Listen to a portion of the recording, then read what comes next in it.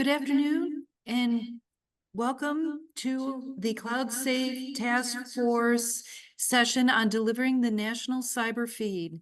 Today's July 1st, and we will be holding this session from 1 to 4 p.m. I would like to introduce David Powner, who will give us our opening comments. Dave?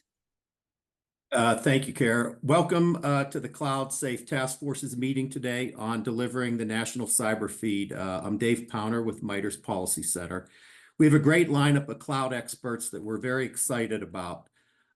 First, a little background on the task force. It was formed last fall with 4 nonprofits: MITRE, the Cloud Security Alliance, the IT Acquisition Council, and our good friends at ATARC.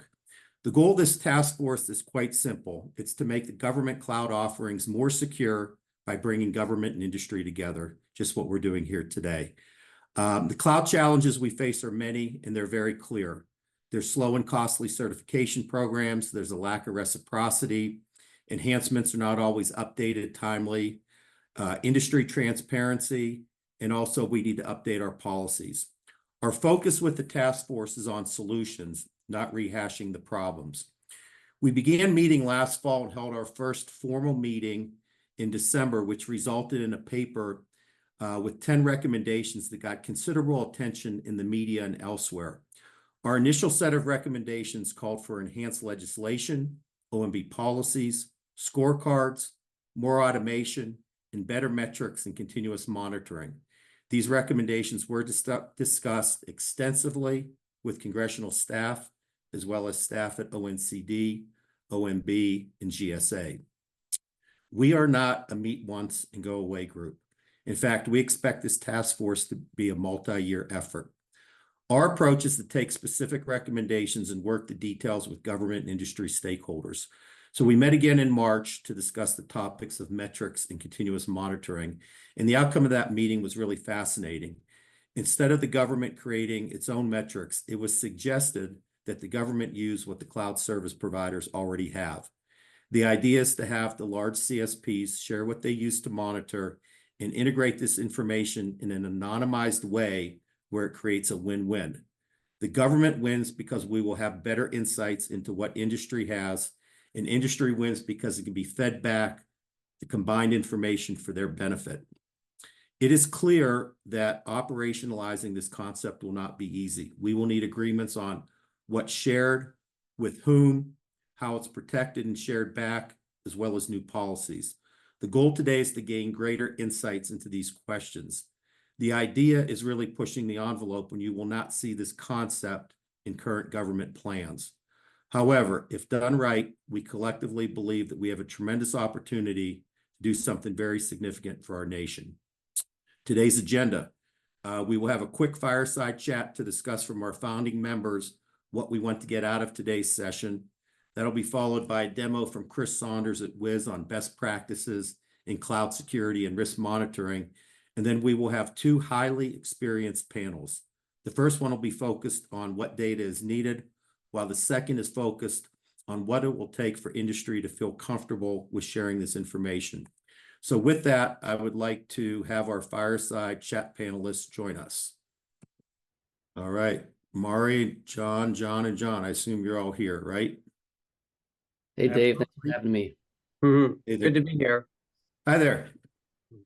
All right, well, this fireside chat's gonna be fairly simple. What we want to do is if you could each just briefly introduce yourself and start with, before we get to some additional questions with the topic at hand, the National Cyber Feed. You know, we covered a lot of ground when we formed this CloudSafe Task Force. So if you could briefly introduce yourself and then also just talk about what your priorities are with the CloudSafe Task Force and what you think is really important that we should be tackling over the next several months in this next year. So Mari, why don't we start with you? Okay, awesome. Thanks, David.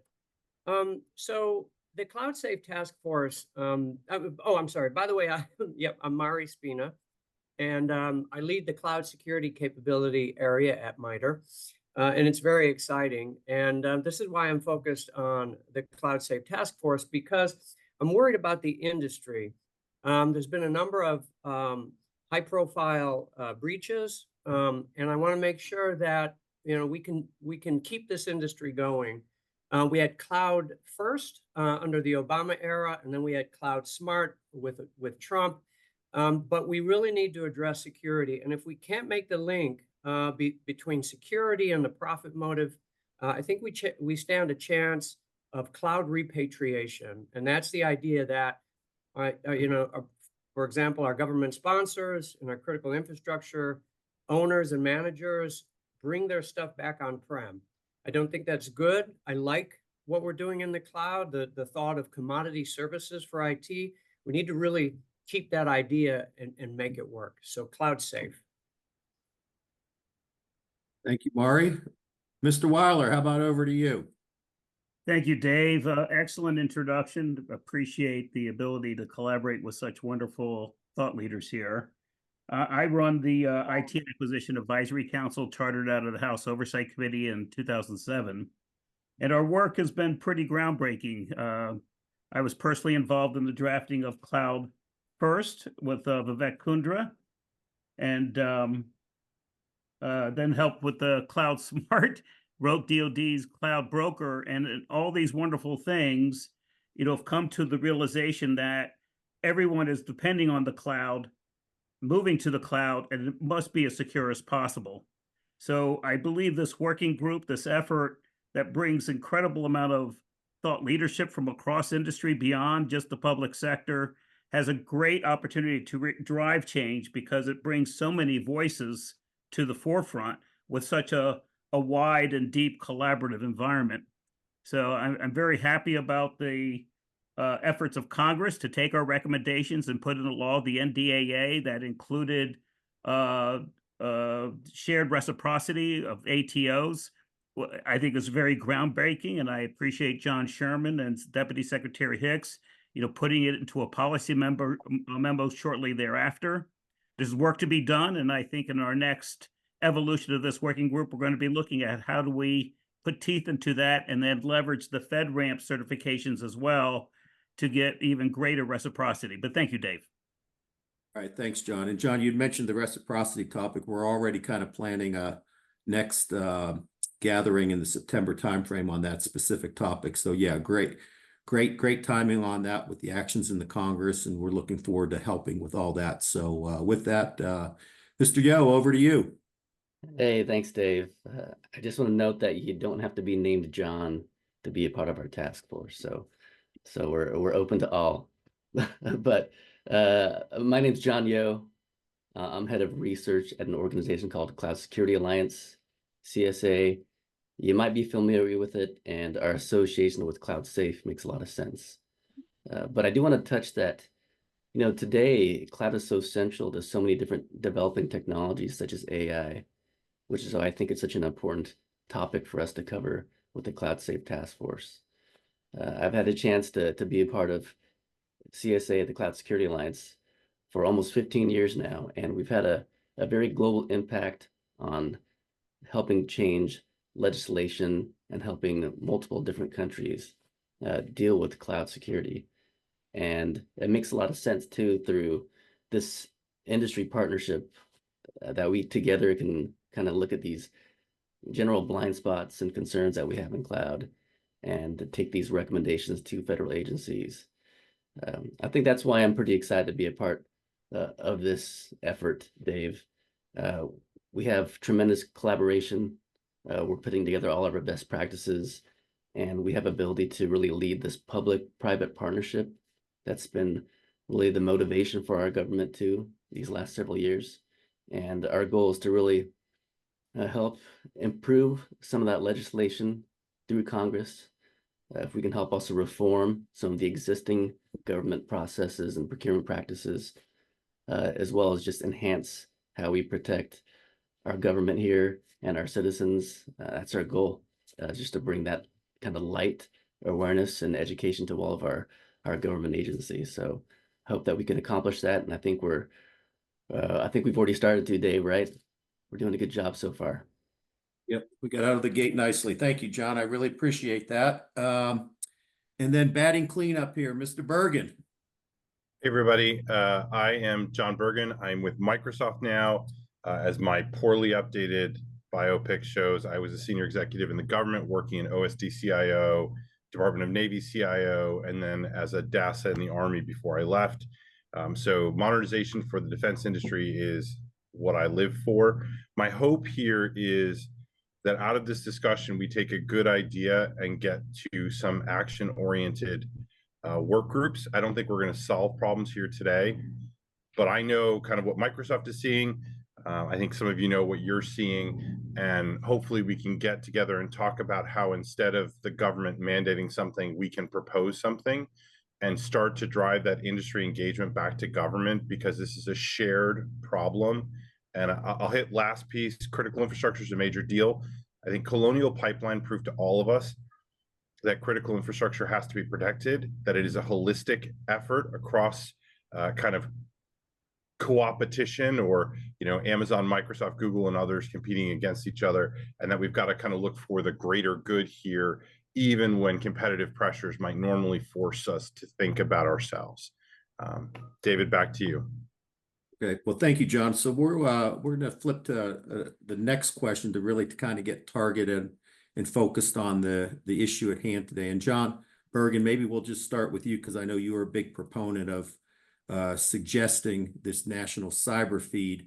And I agree with you, we're not going to solve everything today, but really, what do you want to get out of today's session, John? What would you like us to walk away with these two upcoming panels? Yeah, I think that the first one I'd like us to walk away with is an understanding of what matters to you and what matters to your security organization.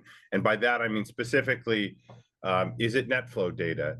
Is it asset patch data? But how do we get to that list of here's 4 or 5 things we kind of universally agree are critical security elements that matter at a macro scale? And then once we have those, and I want everybody to understand this, once we have a couple ideas, there's a whole lot of lawyers that are going to get involved, so that nobody shares privacy information, nobody breaches customer trust. I think there's a line here, and so the step 2 I'd like to get to is, once we have a couple things we want, we identify a couple really eager lawyers who want to come in and help us with those privacy concerns, the government overreach concerns, the commitment to customers concerns that we all are going to have. And I think everybody can admit there's a lot of work there, but it's a road we can walk down together. That's my hope, David. Hey, Excellent. John, could I ask a quick question? As a CFP, do you feel there's contracts that the CSPs have that are overly restrictive in sharing information or providing opportunities to have third-party testing and continuous monitoring? Are there restrictions that you've seen in those contracts? So I can't speak to every contract ever signed by the company I'm at, but I can say pretty unequivocally that in an unclassified kind of commercial sphere, which is the big flow of data we're talking about. Because remember here, we're talking macro. We're not talking about defense networks or IC networks. We're talking about the macro flows. John, I can't really see any that would restrict, and I can see things like the recent Cyber EO adding real authorities and opportunities for the government to lean in. And I think I'll put it out there. One of our challenges has been finding the right government partner who wants to lean in with us, because getting a lot of data is not valuable unless you can get signal from the noise. And to do that, we need partners with exceptional capabilities like US Cyber Command or other organizations I may not know exist, but I certainly know Cyber Command could do it.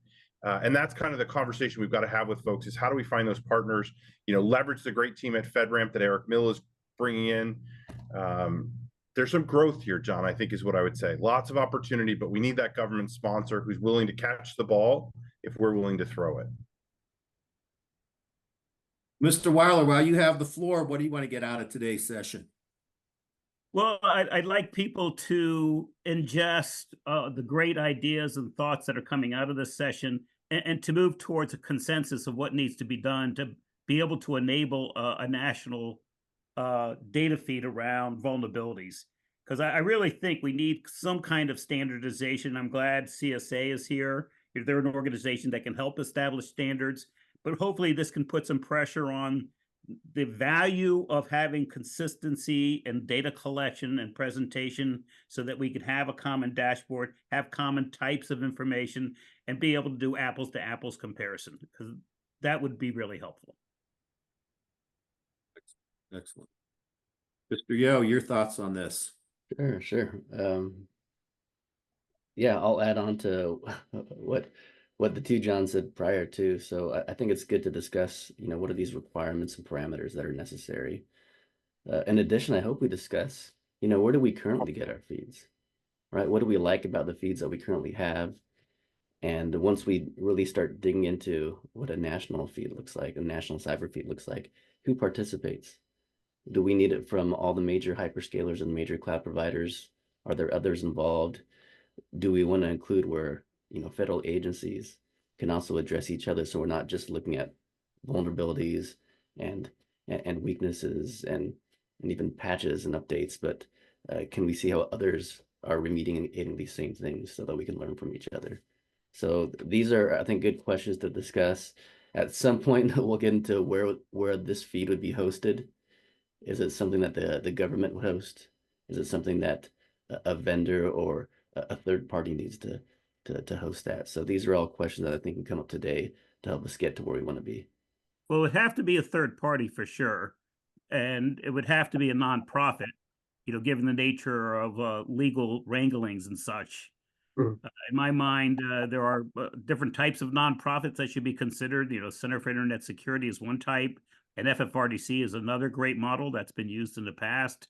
University Advanced Research Centers are also viable, or a public-private partnership is another concept where you have a diversity of nonprofits working together. Yeah, I agree. I agree, John. And we're trying to address resource constraints that we have, especially on the federal side too. So if we can help get feeds from our supply chain partners now, I think that's a big deal. But yeah, I agree with that. Yeah, and those are exactly the type of questions we want to pursue in our two detailed panels today. So this is great. I really appreciate how you all are setting the stage here for more to come this afternoon. And Mari, what are your thoughts on this?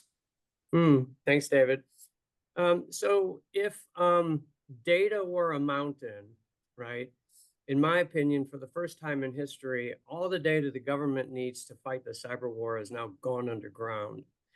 The cloud providers are seeing a majority of it. I don't know what the volume is, but I know that for government access, it's essentially behind a paywall, let's say. Because of the shared responsibility model, the hyperscalers are in the national cyber war with us, whether they want it to be or not. And we've got to figure out a way to get the government what they can use and something valuable to help fight the cyber war. So, for example, and John mentioned it, should it be threat intelligence? What's John? Right, John, all the Johns. Should it be threat intelligence, right? Or should it be a dashboard of, red light, green light? Could it be raw logs, right? And I'm thinking more about the data that the government doesn't get today, the data that only the cloud service provider sees. And could that data be used to share amongst the cloud service providers to make them better at fighting the war? Could it be used then to share with the government so as to enable that sort of, let's call it cyber war fighting? And then what could be given to the government so that they can do a better job and not have to break some of our privacy agreements and regulations and proprietary agreements made with vendors of the cloud. So I'm right on. That's exactly where we want to go. But now for the rest of what we're doing, I think at some point we need to hurry up and get to reciprocity at scale. It's way too costly for the cloud providers to get all the certifications they're getting, and we're limiting innovation in cybersecurity. And then I really one day want to get to, and John Bergen said he'd entertain me, I want to get to continuous testing becomes part of continuous monitoring. And this notion of emulated adversary, predictive adversary behavior, we've really got to be able to go against our systems like the adversary, and they're just coming against us, 24 hours a day, relentlessly. We got to stop showing up with compliance checklists and really get into testing our own selves on a regular basis. Does that include red teaming, Mari? Would you say testing third-party red teaming? Absolutely.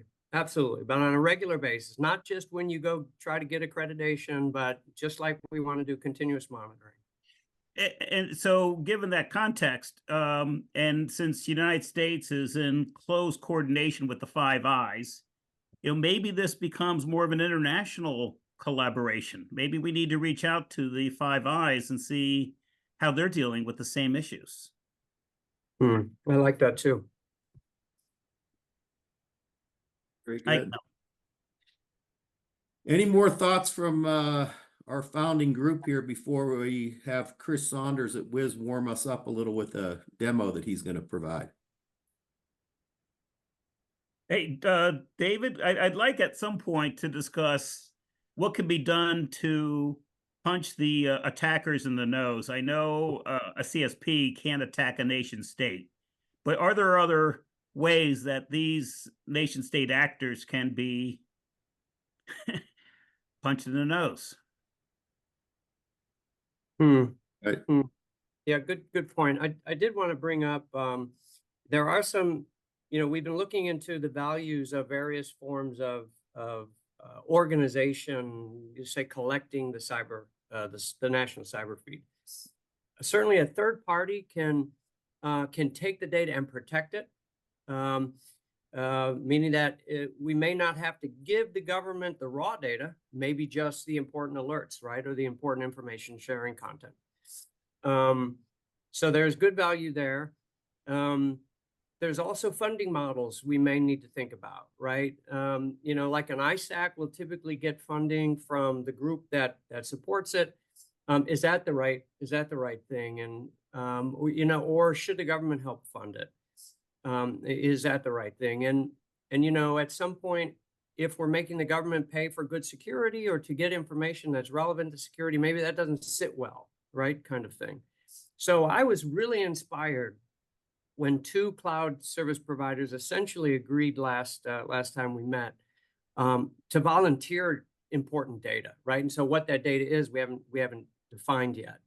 But this notion of volunteering the data that could be used for the cyber war, I think it's very powerful. But we have to come up with a solution that doesn't make it an onerous cost for them to do that. And so John Bergen at the last meeting suggested, well, what if we just give you our dashboards, the Microsoft dashboard, right? And so imagine we got the Oracle dashboard, the Azure dashboard, the Amazon dashboard, the IBM dashboard, and we just got what they were seeing on the inside, the underground data. If data was a mountain, the data's underground now when it comes to fighting the cyber war. So these are some really powerful topics, and we really have to get down to nitty gritty and see if we can make this happen, I think. Maury, truth to power. I really like that idea. In fact, if you just have it raw collected, there are tools already available to us to do normalization of those different kinds of data feed and be able to present it in a consistent way. So I think that makes a whole lot of sense. Excellent. Well, we really appreciate everyone's views on this and looking forward to the detailed discussions on our two panels later this afternoon. So with that, I'm going to turn this over to Chris Saunders at Wiz, who has agreed to give us a presentation on best practices in cloud security and risk monitoring. Chris, welcome. And we're really looking forward to your presentation. Thank you. Hey, thanks for having me. I really appreciate it. Looking forward to the conversations today. Let me go ahead and share my screen. And I'm gonna do a little bit of a presentation here to kick us off. And what we're gonna talk about today, I'm gonna make sure we define cloud in terms of this conversation. When we're talking about cloud, we are describing like the infrastructure services, virtual machines, databases, AI services, serverless, containers, Kubernetes, all the things that not only the public sector leverages to build applications, but also the private sector. Sort of all those sort of application building blocks to get you started in the cloud. So that's how we define cloud in this conversation today. And really, from our perspective, cloud is probably the biggest transformation security has ever experienced. It really has changed the dynamic of how we approach things and how we look at risk. Now, this is probably a dated slide. We probably saw this when people started to first look at cloud in the government. And when cloud first was happening, this is one of the big concerns, the shared responsibility model and who is responsible for securing what. And I think one of the challenges we've seen over the last few years is the education of this getting out there on what actually is someone responsible for in the cloud versus of the cloud is still nebulous. And then you compound this with the fact that when we first started going to the cloud in the government, it was mainly AWS. Now it's Azure. Now it's Oracle. Now it's Google. So some of these things have changed. This needs to be updated. But still, there's an education that needs to happen out there that you are responsible for a lot in the cloud when you consume those cloud services that I described before.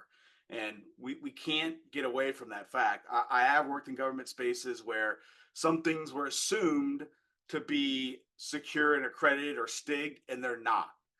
Just because you're sitting in AWS GovCloud does not mean your Kubernetes clusters from EKS are STIGged, for example.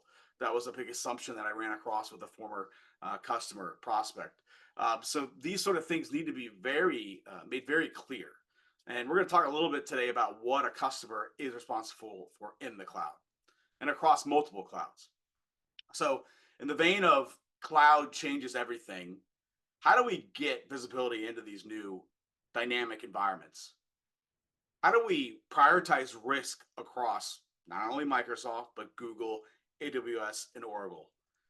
And then how do I start to understand how we allow people to do things in the cloud and what identity looks like in the cloud? So we've got these challenges, right? And not only that, we've got to learn the new cloud infrastructure, the new services. Some of us are more mature than others. And the CSPs, they want us to use their cloud native security tools. And if we're going cloud smart and we're choosing specific services from specific cloud providers, we're going to have to learn their tools. They've got GuardDuty, Macie, Security Hub, and AWS. So your security team now has to understand those tools. If you're going to go to another cloud or Microsoft, they have their own cloud native tools to understand what's happening in and of the cloud, as well as Google. And these tools do provide some of those feeds that you all were describing, but they're all done from different places with different UIs, different APIs, different ways of consuming these and integrating them into your existing flows. So this is a big challenge for the federal government and the private sector. And we talk to customers about this all the time. So one example of this is, how do I get visibility into identity in the cloud? It's very different than on-premise. Just to go back a little bit and describe like how folks typically do identity on-premise, it's very structured, formalized. If you need identity on a switch or a router or a firewall, you probably need to have that permission or that reason to do that. And there's probably a ticketing flow you go through to validate that you're the one who has access to do that. And then you need a separate identity or permission on a storage or a database, compute, etc. So you're literally getting identities from different control planes to do this. This is very locked down. Very few people have access to all of these to spin up these things at will. It's just not something that's very prevalent. Maybe you have an automation tool that does it, but for the most part, this is a well-structured, well-documented process. In the cloud, when we want to do something similar, spin up a load balancer or a firewall, a database, some storage, or compute, we go to an API. And an API can give us the keys to the kingdom. And we can automate this. And we can really give out these permissions, but this also can go south. This can go really bad really quickly. You want to have the benefits of the cloud to be able to dynamically provision things, do things on demand, automate, but we need to do that with guardrails. We need to understand and see that visibility.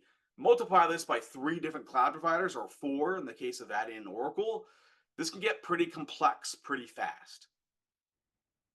So again, how do we prioritize the risk that we have? Identity being one example. We'll get into other examples as well. Traditionally, we look at vulnerabilities or CVEs of vulnerabilities.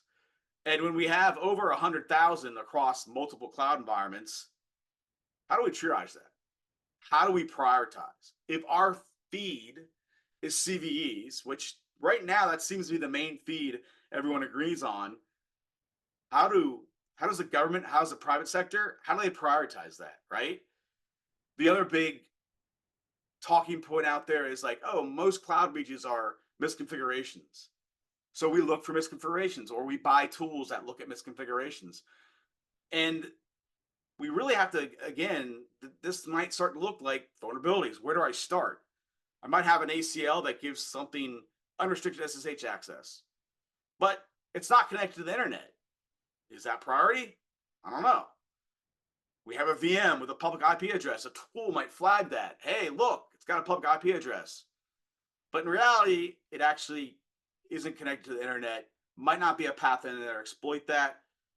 We have to investigate. They start to create this noise, right? Again, we don't alert on this tool that says, hey, this doesn't have an IP, but guess what? We can actually get to it because there's a load balancer in front of it.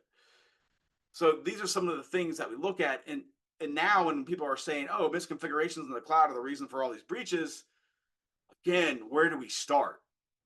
If we're just identifying misconfigurations on its own in a silo like we do with CVEs, how do we prioritize? And that's some of the challenges that we're looking at. And then I think we could have solutions around this to get on the same page. So a lot of these tooling that we're getting from the CSPs don't always correlate everything together. They can't uncover this risk because they lack all the context. Another example, we have these attack service management tools. The CSPs will provide this information through their security tools. What can hit your workload from anywhere in the internet, right? And okay, maybe this container, you can do that. That's what a hacker is going to look for. But is that risky or not? Now we have to go investigate. Is this supposed to be exposed to the internet, right? What other factors or risks are associated with this? We don't know because we're just getting that particular noise, as someone eloquently put it before. We're not getting the signal of why that's critical. Same with CVEs. We have a container with a CVE. It's critical. But why is that a priority over something else, right? How do we look to say, where do we start? Where do we begin to drive down our security risk? Identity is the same way. We get tools from the CSPs that say this user is over permissioned. It's an admin user, or it has these permissions to spin up these services, and maybe it shouldn't. But where's the rest of the context? Is that the thing I go fix first or something else? Same with data. Well, we found PII. Well, maybe that application has PII. Maybe it's authorized at that level. So is that really bad or not? These things need to be taken in consideration together. So when you start looking at these risks, how do we tie them together to get us true look of what is prioritized and what we can go start driving down? So the challenge is that we're going to cloud smart, cloud first. Folks are expanding their cloud footprint. They're delivering new technologies, new services. AI is the latest one. Those teams are just getting bigger. Hopefully, we're delivering rapid innovation to the citizen and the warfighter and to the internal employees of the government.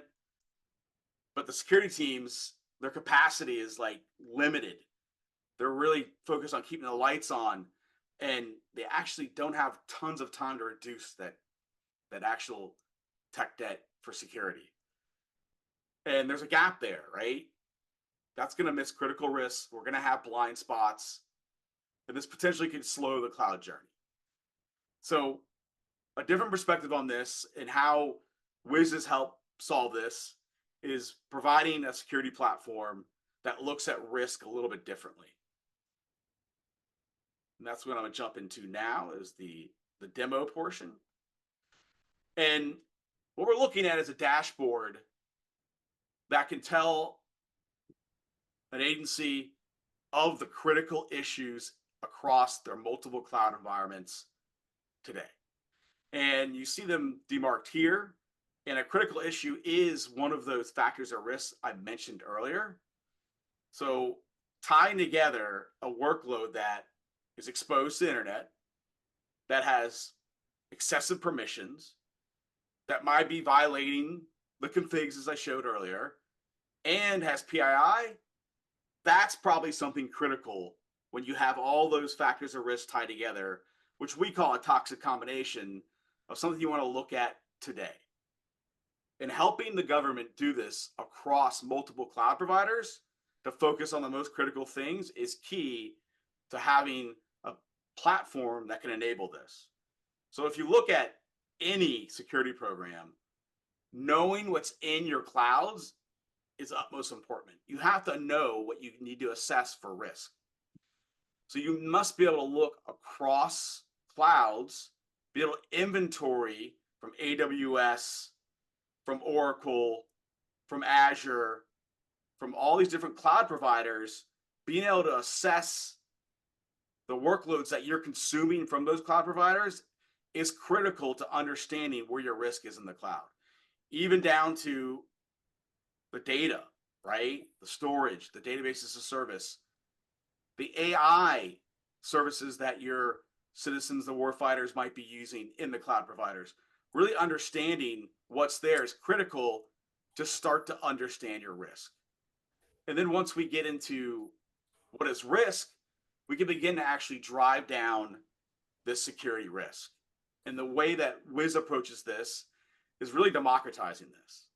We can help a customer look at their critical issues in the cloud, and they're going to see, hey, look, we've got these criticals right here that I need to address right now. So if I had an hour in the day, where would I start first? And I'm going to look at a more modern workload, because not all our security teams understand modern workloads, but they can certainly understand the security posture of that, because these are really things that we're used to looking at as risk. So let's take a look at this critical risk for this Kubernetes deployment in the cloud. And what we're saying here is, look, we found a publicly exposed container using an image with high critical severity network vulnerabilities that were detected in the runtime of a known exploit in ClearTech Cloud Keys. That's a lot, but we're really going to start to make this look much simpler than that actually sounds. Traditionally, how do you explain why something is at risk? Well, the likelihood of this workload being owned or hacked is high because it exposed the internet and it has a network vulnerability. Okay, so what? Maybe it should be. Why is this something I should take care of now? Well, because we found ClearTech credentials and access to sensitive data. So someone could come in and exfiltrate that out. And we give the customer the view into these are those multiple threat vectors that we found on this workload. This is why this is something you should go look at right now. And we can do this across multiple teams. We found this in multiple clouds, in fact, because this is not specific to Azure, to Microsoft, to their Kubernetes or the other Kubernetes. We abstract this away so it does not focus on the CSP itself. And then we can literally visualize this to give a view, and this could be another feed, a visual feed of an attack path from the internet, which a hacker is going to do, to that workload. And we can get certain feeds from the CSPs or from a CSP like Wiz, where we actually are, when we see those workloads, we're actually trying to hit them ourselves with something we have sitting on the internet. And if we get a response, we're going to take a screenshot. In this case, we got a response, and inside the response was actually an AWS ID and password, essentially, which is pretty bad from a security perspective. So we'll mark this on this blueprint to show that attack path. We'll mark that key here. We found it on this container, and this container is related to this image. And you don't need to be a Kubernetes expert to understand the security posture of this, because what we're really focused on is, well, what are the insecure things here? Well, the secret's the first one. These vulnerabilities are the second one. And this image has lots of vulnerabilities. So we can give some real detailed information. It's got over 110 highs and 41 criticals. We say, so what? These are the 4 that you need to fix right away. And we're going to tell you that. And this little double check marks. Chris, quick question for you, Chris. When you say you got to fix this, is this an action by the CSP or by the user? When This you would say be you the got, user, because in the shared responsibility model, this is the type of security that the government and the private sector is responsible for when they're in the cloud providers. got it. And And does this also extend into the hyperconverged infrastructure, the private clouds? Because there's a lot of movement back into private clouds lately. yes, we do have plans to give the same information here from the CSPs that we do in an on-premise world. Excellent. And this check mark here actually tells us that we validated that CVE was in runtime. Often developers will say, hey, yeah, it's a CVE, but we actually don't use it. Well, we validated it's actually running in the operating system, so you should probably take care of it. And what's interesting here is we identified the secret gives us exposure to another user that they could impersonate, and they could get access over here to this sensitive information, access to the storage bucket where we found this sensitive data, in this case, PII, financial, credit card, or this other bucket, or this bucket that's used for AI training. But more importantly, sometimes developers will use the same container image in various clouds for a DR strategy, for an active-active strategy. May they deploy that same container in Azure as they do in AWS. There's a pretty common pattern these days. Unfortunately, they might also leave secrets or tokens on that image. In this case, we saw that. So not only do we get access to AWS infrastructure, this is cross-cloud leakage, where we actually got an Azure Refresh token on the same image that leads us to this Azure database that has sensitive financial data on it. So this is really showing that cross-cloud leakage, as well as what are the critical things here we need to fix. And not only do we visualize it, what we can really tell that person is responsible for this infrastructure, what are the things they need to do to reduce the risk of this? Like, maybe it doesn't need to be exposed to the internet, but if you saw it was running on port 80, so it definitely needs to be encrypted. You should patch those CVEs and all the vulnerabilities that we just saw there, but particularly those 4, because of the ones that can really exploit that workload. The keys that I found, they were unencrypted. You should probably encrypt those or just delete them. They probably don't belong there. And we should protect sensitive data. We should not allow those permissions to those roles that are over provisioned to get to that data. And potentially, where does this image live? We can show where it is in GitHub, who's the author. We can go, hey, please fix that. And we can begin to start to, over time, automate these things. When anytime this pops, we can send it to other systems. If they're using things like Jira or ServiceNow or other tools to start the triage, you should be able to integrate it into those tools. At the end of the day, we really want to start having customers drive down these critical issues so they can start to get and reduce the risk.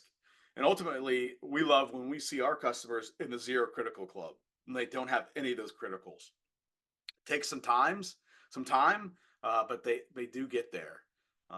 And that is very critical to really helping them to secure their environments. The last thing I'll say is we do have a threat dashboard essentially, and this could be a vision for you all in the sense that we're pulling in, let's just call this the Washington Post dashboard, the hottest and latest and greatest threats out there, and we're telling literally customers in this dashboard, yes, you are vulnerable to this OpenSSH. You have findings here. Or you've been infected by this cryptojacking CVE that we found out there. So ultimately, we're bringing in feeds from other areas and our own threat research team to tell our customers, yeah, you actually have this. And it's in your environment, and here's how you mitigate it. So that could be one way you guys think about how we bring in threat feeds. And that is really the quick summary of a modern cloud native security platform. I have a question for you, Chris. Go ahead.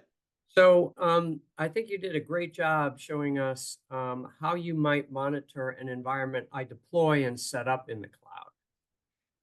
And we've been hammering in cybersecurity, we've been hammering governance and cybersecurity hygiene for years, right? Until we're blue in the face, and some of the easiest things just don't actually get done, like, you know, patching and stuff like that. But what would you say about the data that is not related to the stuff we deploy, but the traffic or behavior or events that the cloud service provider sees that that the consumer may not see on their own system that they're hosting in the cloud? So, for example, Google just recently took credit for stopping one of the biggest DDoS events in our history, something like, now I don't remember the number, but 400 billion hits kind of thing. And they worked, and it had to do with an HTTP vulnerability, and they worked with vendors. I think it was part of a chip. They worked with Intel to fix the chip, this and that, and get a patch. And so, but we may not have seen that on our environment, but they saw it on theirs. What would you say about the value of getting to that data? So very valuable. Today, the cloud providers are actually doing that in their native tools. And luckily our platform integrates with those. So I'll give you an example of that. If someone, earlier I showed port 80 being open, let's say port 22 was open. They will tell you through their native tools that someone from China is trying to do a brute force attack on port 22. Amazon does that through Amazon Guard Duty. That's something you can't get without having that service. So having your security tooling be integrated into those would be beneficial, and that's where I'd see value. And anything else like that the CSPs have access to, they should give to their customers as part of that tooling. I think, you know, we've seen that before in the past, where if a customer had a certain CSP service turned on, maybe they could have prevented some bad things from happening. But we're already seeing that from the cloud providers, and I just say you'd want to use that as another context or another piece of context for your overall threat assessment. Well, what would you say? Oh, good. Okay. Yeah. Thanks, Chris. So let me ask another question related to, say we get this cyber feed, and maybe it's dashboard content, or maybe it's potentially raw logs, or maybe it's just alerts on events that they're investigating, that kind of thing. How would you see an organization like yours play with that feed, or in that organization that manages that collection? I think for us, we'd want to be able to give context to those feeds in relation to each other to help prioritize risk. So if you're getting an event from a raw log, let's make sure it's correlated to what that actual workload that log's coming from, in addition to any other threat information you're getting from that CSP. Just the raw feeds is going to lead to a lot of noise. And then there are a lot of security teams that have done a great job of pushing this through a SIEM and build in a whole algorithms against that. But what if we had the context out of the box from the CSPs, right? Versus just a whole bunch of noise that you're expected to filter through to get to the real details. I think that's probably where we could see improvement, is getting that context related to the actual log event or the other security event coming from the CSPs. Mm-hmm. Mm-hmm. Yeah, good. Okay. Yeah, thanks for that. That makes sense. I'm sure John, one of the Johns, have a question. Yeah, I've got just a small one here. Is there any action that the government can take that would encourage greater collaboration or better information feeds for products like yourself and others? That is a great question. I think, I think CDM for the cloud would maybe be a potentially place to start for that, right? Like being able to correlate the vulnerability to the actual risk as a feed, potentially. Like when we talk about vulnerabilities, we're used to talking about like CVEs.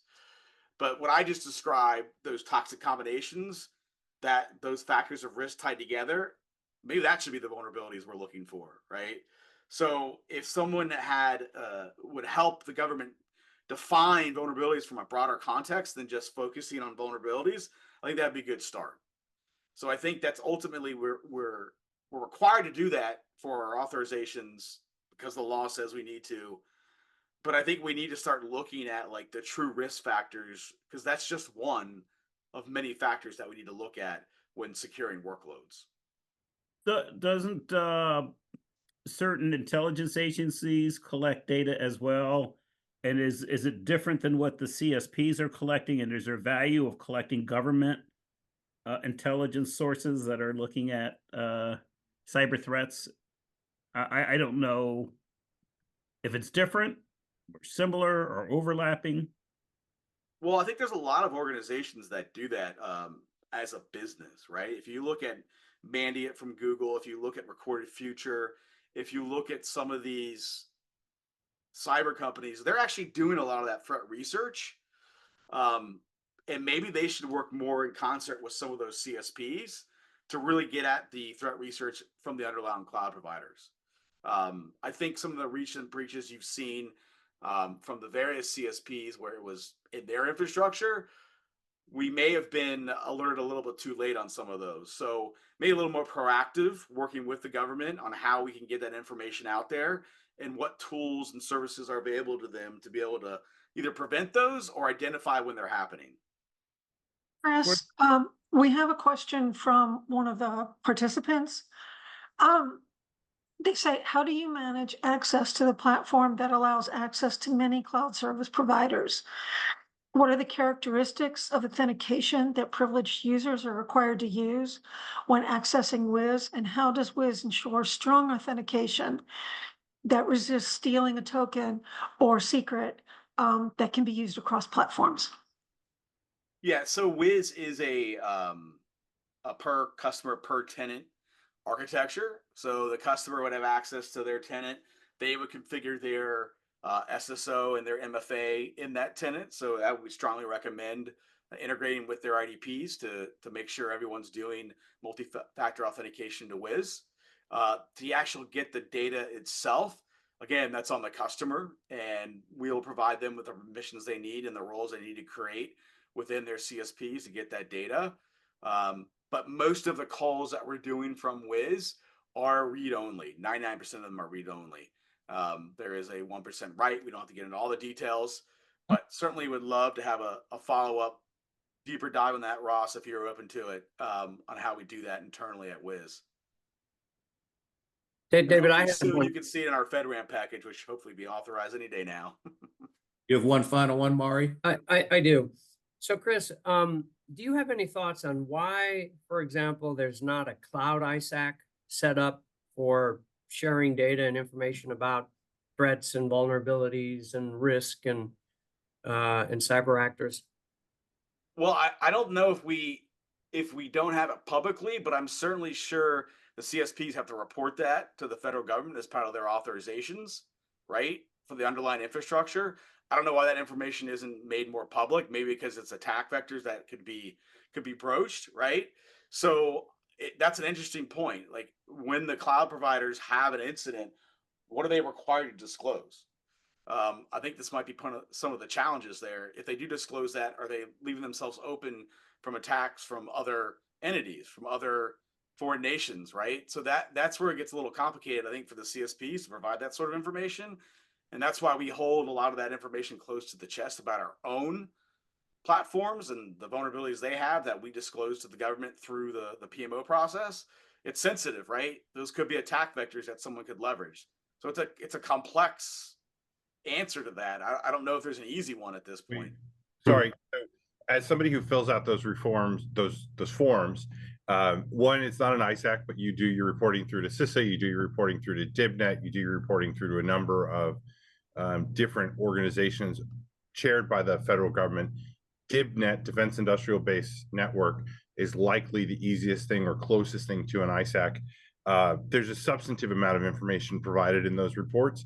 It is not perfect, but I would say like there's very clear reporting guidelines, and I would want to say 72 hours is the longest window between flash to bang that you have to get that report in, and some of them are dramatically shorter. So like, I think that is actually largely a solved problem. The part that isn't solved is you have to report to generally at least 3 different federal portals in the US government alone if there's an incident. But like, that is a solved problem, and we could certainly have an offline discussion about that for how the CSPs address that problem.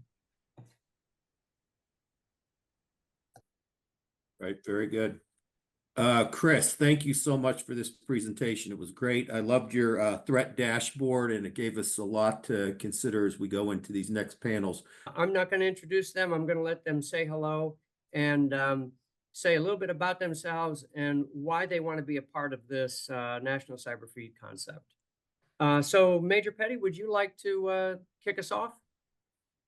Hey, absolutely. Hey, good afternoon, everyone. My name is Major Julian Petty, United States Cyber Command J53. So we deal with Cyber Command's campaign plans. So campaign plans are the day-to-day activities the command takes to fight the nation's wars, and in particular these wars in cyberspace, many of you are part of. And so privileged to be here. Really, this work ties very nicely to some of the efforts that are happening within the DoD right now, where we are looking at how do we bridge the gap between cybersecurity and cyberspace defense for the combatant commands out there. Our combatant command being primarily responsible for taking those activities. And so really, again, privileged to be here. I think this is not just on time, but the right mechanism to have the routine recurring conversations so that we can get after not just cybersecurity, but cyberspace defense. So I'll get off my soapbox and pass it to the next speaker. Thank you. No, thank you for that. Soapboxes are appreciated. How about you, Mitch? Hey, Mitch Herkis, Global Head of Government Affairs with Wiz, a cloud cybersecurity company, which everyone just heard a bit about. Saves me a little bit of time. My background is working in and around government for the past 2 decades. Most recently, I was working in the Office of the Federal CIO within OMB, within the White House. But I also have worked for the city of New York and others on broad cybersecurity more broadly. Excited to kind of jump in with this panel. For us, we want to provide issue expertise wherever we can when it comes to cloud security, and kind of how do we kind of work together to provide context and visibility. Awesome. Thanks, Mitch. How about you, Dave? Good afternoon, everyone. I'm Dave Catanoso. I'm the Acting Director of Application Hosting, Cloud and Edge Solutions at the Department of Veterans Affairs, Office of Information Technology and Infrastructure Operations. And I'm basically responsible for the VA Enterprise Cloud, all our on-prem national and regional data centers, and some of our specialized platforms, our container orchestration platform, VA Platform One, and some other specialized systems. So cloud security is incredibly important to our mission. And we're happy to be here to learn more about this approach and this concept. And we certainly want to stay abreast of that since we operate one of the largest clouds in the federal government. So looking forward to the panel. Thank you. Thank you, Dave. Awesome. And Steve? Good afternoon. Steve Simaransky at IBM here. I lead a group of technology strategists across all of the defense and intel world. IBM being one of the older companies that in the world. We have a unique perspective of sitting both, in the on-premise conversations as well as in the cloud, talking about data, talking about security, any of this technology, we're pretty much in it with you. So this panel's interesting, and it's going to be a good discussion to really take a look at things like, what kind of data is needed, what are the risks, what are the challenges, and I look forward to contributing to it. Thank you for that, Steve. Awesome. Okay, so what I want to get the panelists to do right now is put themselves into a mindset of thinking about what is the data that the cloud service providers have, but the government doesn't get, and that they could somehow leverage or use more effectively than, say, the data they're getting on their own systems, per se. So if I asked you, what data do the cloud service providers have that the government could benefit from that they're not getting today, what would you say that is? Major Petty, do you want to take a shot at that first? Hey, yeah, absolutely. I appreciate it. So I would ask everybody to consider the recent attacks that the country's had on critical infrastructure. And we're the demonstration we got earlier, the definition of cloud. Cloud is not a one instance thing. It requires an infrastructure to support, right? It's a managed services at scale. And so that we know, because the adversary has targeted critical infrastructure, cloud is just another type of infrastructure that they're going to be after. So the data, the services, the APIs, the accounts, and then we, the government and our mission partners, as we move from on-prem to in the cloud, right? The missions are now translating from on-prem to in the cloud. And so how do we defend those missions? And so I'd ask, we have to consider a couple of things that we need for national security. I would say would be integrating a little bit better in the collaboration and partnership space, to include for us as a combatant command. You know, we're planning to fight wars, right? So it's a day-to-day activity and then in response. So the day-to-day activities mean that we have to be able to integrate our plans. And so right now we're at an inflection point where we're planning for 3 to 5 years out. So we've got to be able to plan and then plan for contingencies. So the likelihood that China will do X or Russia will do Y. And so there are certain data requirements that will be needed to do so, those indicators, right? And so a lot of the time that would mean we would actually need 2 different data sets. And I kind of would break these down into the actions and the activities. The actions would be the transparency part that we talked about earlier, the disclosure part, the lessons learned. When I'm talking about actions, I'm talking about within the area of interest, the areas outside that the Department of Defense is paying for, right? So our partner tenants that are out there, what response actions or alerts do they use that help them detect? What detection or analysis or analytics can we share? And then situational awareness from a dashboard perspective, we've got to be able to share those. And then deconflicting. We're going to be moving from a blue, gray, and red space, right, in cyberspace. The friendly terrain that we have to fight on and defend day-to-day basis, like our homeland, right, the country, the U.S. And then the gray space, those waters that both we and the adversary can kind of operate in. And so deconfliction, if a partner is out there taking actions, we've got to be able to deconflict what those actions are, because those actions may have an effect on blue government space. And then activities, if that's the second category of data requirements, activities. And I would put this into one big cycle, right? Imagine like the evolution of, anything, a bird, a plant, a tree, right?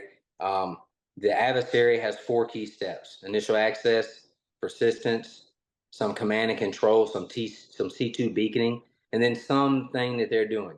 Again, watching the news, if everybody's followed Volt Typhoon and the activities that the PRC has taken against our critical infrastructure, water, electrical, gas, look at what they've done, being able to not only prepare, so they've moved from initial access to persistence to C2 actions on, they've been able to posture themselves in a way that we haven't been able to tell. So the activities that happen within those, and I think the gentleman mentioned it earlier, that works for Microsoft, critical security elements.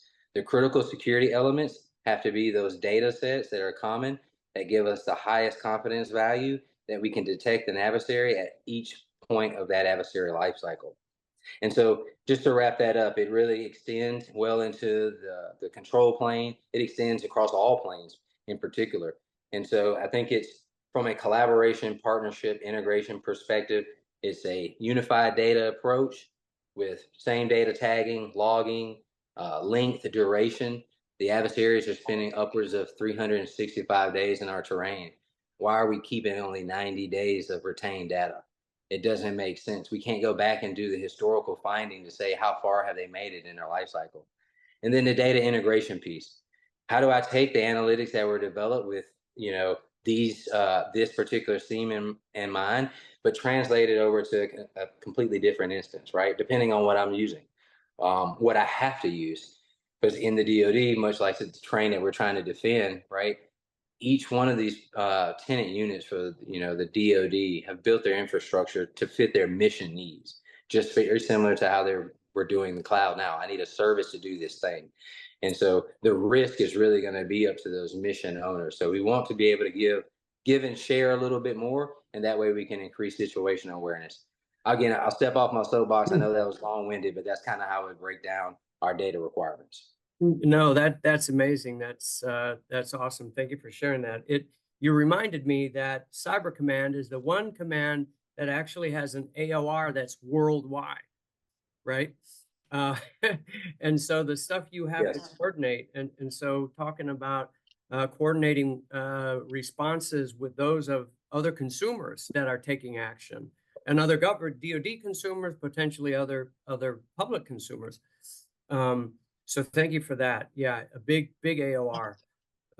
So with that, let me get Dave to talk about.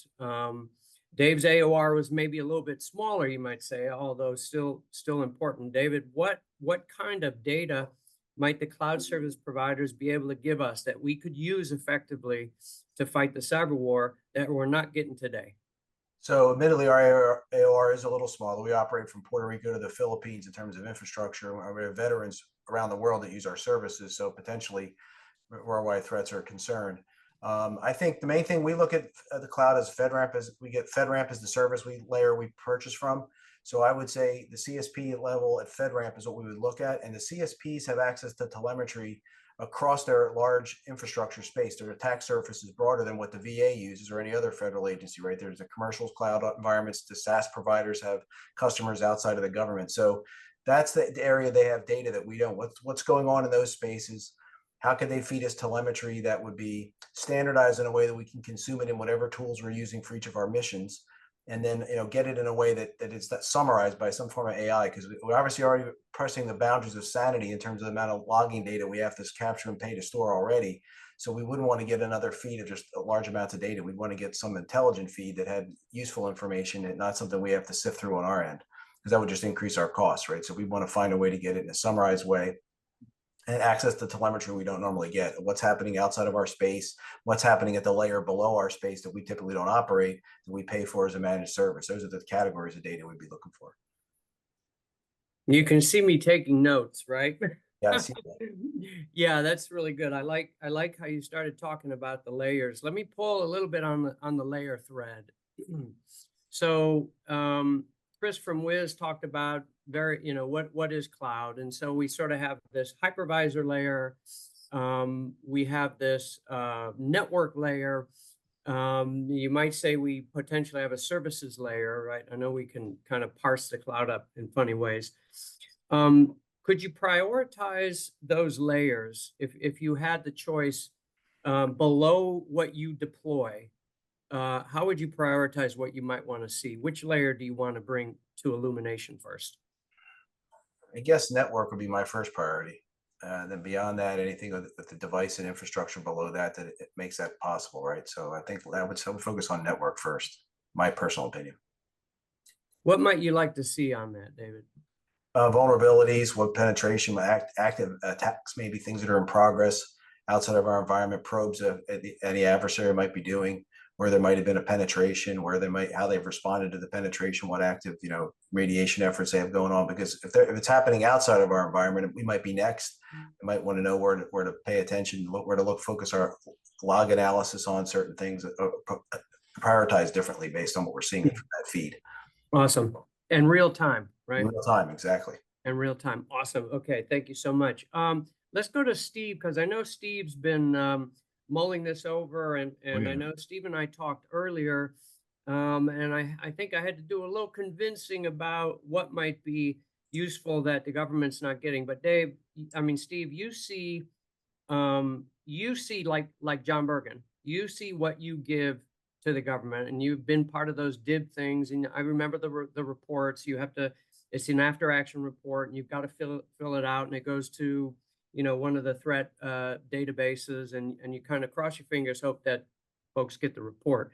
They can be delayed. They can be put into politically correct, you might say. So some of the teeth can be taken out at some level. What would you say data you might have as a cloud provider that the government's not getting, but maybe they could benefit from? Yeah, and I kind of want to go a level up for a second, right? As far as we all talked about collaboration. And I think collaboration, not only from CSPs to agencies, but intra-agency, intra-CSP is where we were talking about. But I want to throw a statistic out there and how important collaboration and innovation is in partnership with commercial organizations. I was just up at our quantum research lab in New York a couple of weeks ago, and there was a statistic thrown at me that China invests more in quantum than the rest of the free world combined. Okay, so I mean, if you think about that for a perspective, and why are they doing that? They're doing that because they know if they can put out that next advanced chip, they're going to break Shor's algorithm. They're going to break cryptography. And once that happens, that just adds another layer of threat to the rest of the world and could just crush the world. So acting and providing this collaboration between the CSPs, between the agencies, is going to at least give us the chance to be a little more on the forefront of this prevention, this security prevention. So now back to the data. What do they need? What's interesting, there's an ethical challenge that we kind of could cross a little bit here too, right? A lot of the CSPs, I know for a fact for IBM, right, we don't want to cross into the hey, if our data is used to attack, and I know John used the hey, punch them in the nose analogy earlier, right? So what is the data going to be used for? If it's prevention, if it's awareness, that is definitely the wheelhouse for a lot of the organizations. Providing those dashboards or providing the data to something like the CISA organization as part of DHS to say, hey, I'm the intermediary. I'm going to host or service the rest of the agency. So we have a one-stop shop to provide that data. But the thing is, different agencies have different requirements. And if you have a foundation, instead of each CSP saying, okay, well, now I need to provide this over here, I need to provide this over here, it's going to become complicated. So I think it's standardization is going to be key. The actual types of data or what layers of data, it is going to ultimately depend on what the mission is. The intel agencies are going to require something different, or vice versa. The intel agents could provide the CSPs something to say, hey, heads up, this is happening. It has to be bidirectional in order for this to work successfully. Absolutely. Awesome. Okay, that's a hear from John, John Weiler. Okay, so thank you, Steve. Let's go to Mitch. So Mitch, you've got a different perspective, right? So we heard from a CSP, IBM. We heard from the government, one with the biggest AOR in American history for IT, and one with one of the largest government networks. Mitch, you see the data from a different angle. You see consumer data. You provide dashboards to help them reckon with it. What do you think the data is that the cloud service providers have that the government doesn't get, but might benefit from? Well, I certainly think it depends, like to the point that's been brought up, what layer you're going to. And the real problem here, and I think we're hearing some of it, is it depends, right? It depends what you're trying to achieve. And that can be difficult. Like if you're in the FedRAMP environment, there's going to be certain sophisticated attacks on those environments versus the corporate environments. And they're all trying to get to the same goals, perhaps. But that's the need for what we're hearing overall, which is the need for actionability and correlation that pertains to the environment you're dealing with. And I think, understanding the prevalence of actions and being able to, for multiple CSPs to work with the government to determine, is there a there, is there connectivity? Are we seeing common TTPs? Are we seeing exploitation of certain things? Some of that is happening already through CISA, through the JCDC, through an informal network of understandings, whether it be with DoD or with the FBI and others. The question is, can we make those more formalized? Can we bring that together in such a way that doesn't create too much noise and creates the opportunities for being stronger with those correlations, I think. It may end up being multiple different things. It may be, some of this comes through FedRAMP for that, unique environment. Some of it might be more looking towards the critical infrastructure sectors and broader authorities to bring through some sort of correlation and actionability there. But I think there's an ability to gain from this undercurrent without making it so high level. So you can bring in some of those that raw data, but there needs to be a group that's recognizing that that is being utilized to create actionable intelligence for a broader group. And that's the part where we have to figure out what makes sense, what is, to points that have been brought up before by others, what is the art of the possible there? What is reasonable without creating additional risk? And how do we do it in a way that creates actionability rather than noise? So it's not an easy dance. It's something that we try and do for our customers, but I think there's an opportunity for us all to work together to make it a more comprehensive and formalized approach, and also do it in such a way where, and this might be 2 or 3 different elements, create feeds that meet people where they are and what they need. Excellent. I saw a few, look like Steve and Dave might have a comment. Why don't you, Steve, why don't you go ahead and make it? Just want to make one quick comment on it. I think Chris brought it up earlier, one of the Johns. There's a level of proprietariness that if you share too much, are you exposing yourself? And that's the fine line. I think even Mitch was mentioning a little bit too, right? There's protections and things, and there's reasons these CSPs don't have more breaches occurring. And that is because their processes and procedures are very, very much strict and hidden, and they do what they need to do to get it done. So how much of that is exposed, or is it exposed or just collaborated but not shared publicly? And what would be the need, to be transparent like that? That would be a question I would want to delve into as we continue down this path.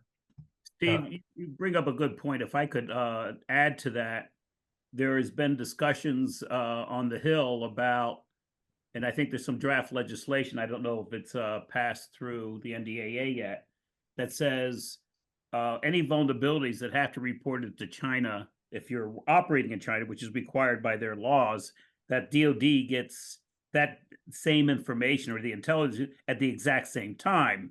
And the reason that we have learned that maybe why China might want to have insights into known vulnerabilities is because so they can immediately exploit those vulnerabilities. So being public about vulnerabilities has a downside, is all I want to say.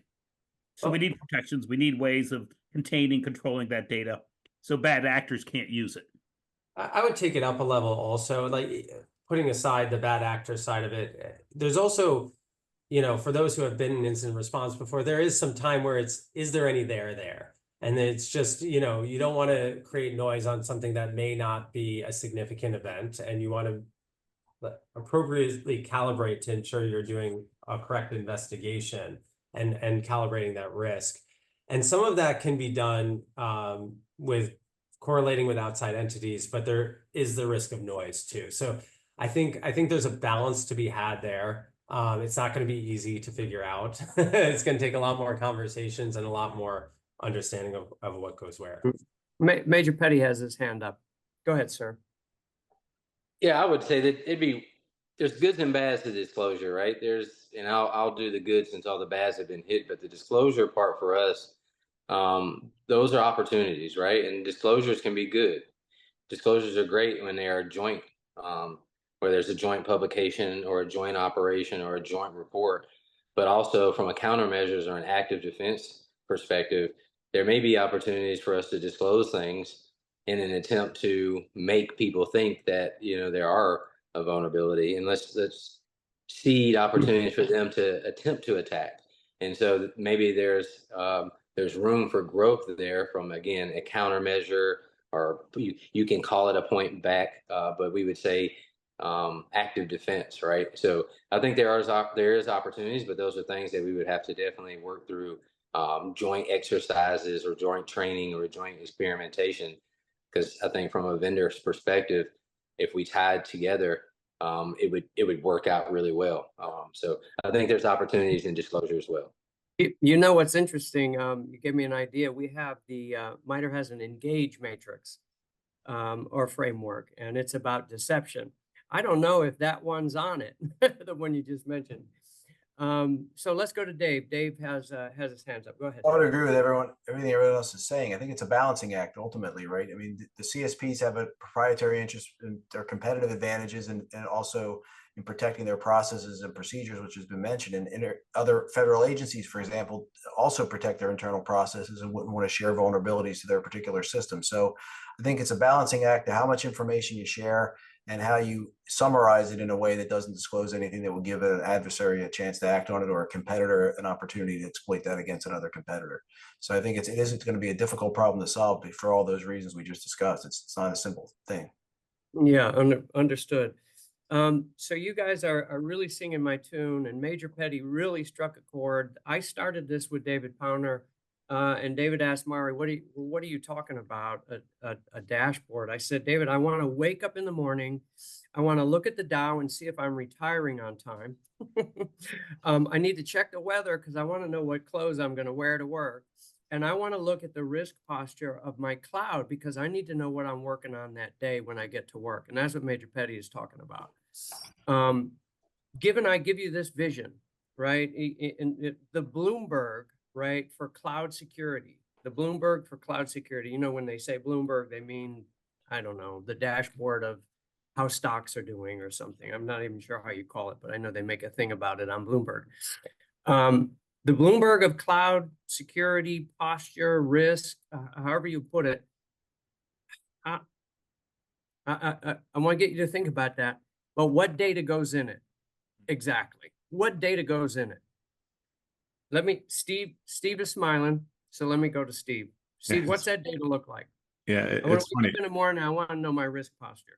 It's funny because, as everybody's already said, it depends. However, I wonder if you polled each agency, because each one wants their own dashboard potentially, right? They don't want to just look at Down Detector and see, hey, Outlook has a problem or whatever it is when there's actually a vulnerability or an attack happening, right? They want to see like, hey, this is for my agency. I put my stuff out in the cloud. What is the security posture of my stuff? So what data do they want to see is going to be different than what that other agency wants to see. I mean, so you could go down the list. Ultimately, I think they want the same transparency, to see the same status, if you will, of what the actual CSPs are seeing. Network status at all the layers that we're talking about, the infrastructure, right? The actual applications themselves, rather than just the tools we can all buy and things like that will sit and say, hey, your app's up. But I'm going to throw it depends again, but it has to be the same as the others. Okay. Anybody else want to take that? Yeah, I'll throw it real quick. Just real quick, I would just add real quick that if you can take that sort of data that Steve is mentioning and move towards, and here's what the context means for your environment, the risk it adds to your environment, whether it be pointing out that, you know, you may have whatever component buried deep within your system and contained in a very secure manner to the point where it's inaccessible or provides very low risk, or it could be internet facing and it could be, you know, heavily leveraged and part of your critical, you know, environment. It's understanding that and being able to put that in context is also important. So I think if there's a way to getting this data is one thing, trying to provide the context around it is something that we'll have to also consider for who gets alerted and how around this stuff to avoid the kind of resources always being limited, especially among security teams, and making sure we're executing on the right things. But it's also information overload, has been mentioned many times today. You don't want to give everything to everybody all the time. I just want to see those things that impact me, or you know, my class of individual. You know, if I'm an executive, I want to see things differently than the engineers running the operation. So I think it'd be worthwhile collecting all that data, but also by kind of stakeholder. You know, what is their interest or in that data? So who are the stakeholders that need data, and then which of these categories do they want to see? That would be an interesting interview question to go out to everybody. Yeah, agreed. Thanks, John. Major Petty had his hand up, then you lowered it, sir. Is that true? Or did it disappear? No, it's just to echo the same comments that the gentlemen are making now. It's, for us, it's decision making. So the commander US Cybercom, he's one hop away, in network terms from the SecDef and 2 hops away from the President of the United States. And so when he's trying to ask or respond to, presidential or SecDef decision-making questions, right? To everybody's point, it's a lot of transparency. Are we at risk? What's our infrastructure look like? What's the supporting infrastructure look like? What's the neighboring infrastructure looks like? What are some of the dependencies? And so, like everybody's mentioned, I think there's common data for the operators in the room. So all of we call those our local defenders, right? Our system admins, our network technicians, our network engineers, developers, our security data, which would be the real-time CSPs, and then the defense data to answer those nation state decision-making questions.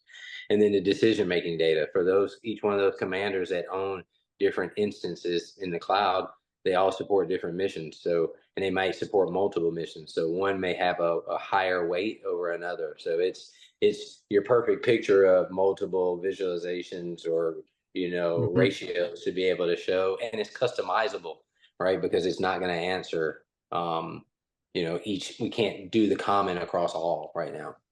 So for example, you may be concerned about world events, right? Storms and attacks and military activities, things like that. Whereas David won't necessarily be concerned about all the world events, right?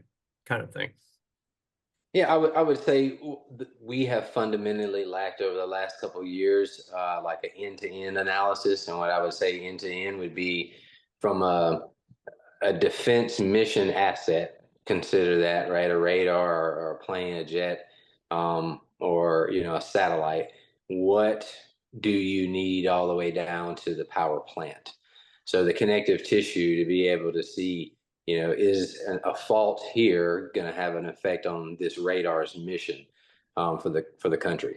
Probably, but having that end-to-end visualization and representation is something that is missing from a lot of decision making, and a lot of that's just poured over through narrative and description and not really visualized so that people can make better informed decisions. Yeah, good. I see David and Steve have their hands up. David, why don't you go?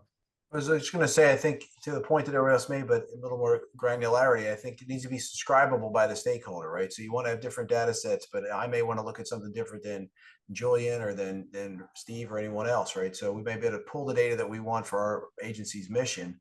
And then to your Bloomberg comment, I think what we want to look at is maybe one of the things the CSPs can provide that we don't have is kind of like that weather map of how much activity is out there in the world, what's going on from what's the source of it, what types of traffic is flowing, and what are the targets, where are they surging, where are they not active.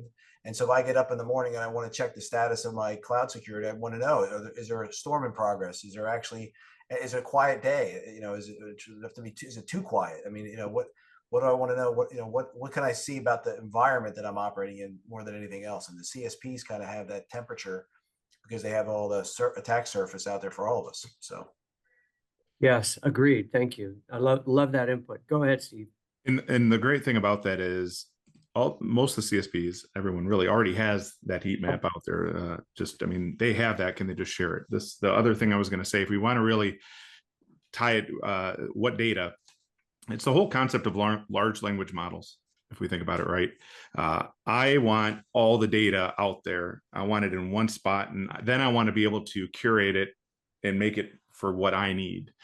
But at least I know it's all there, and then I can just take subsets of it. I mean, that's the whole thing about foundational or large language models. Give me more than I need, but then I can tune it or make it it's relevant for my agency or territory.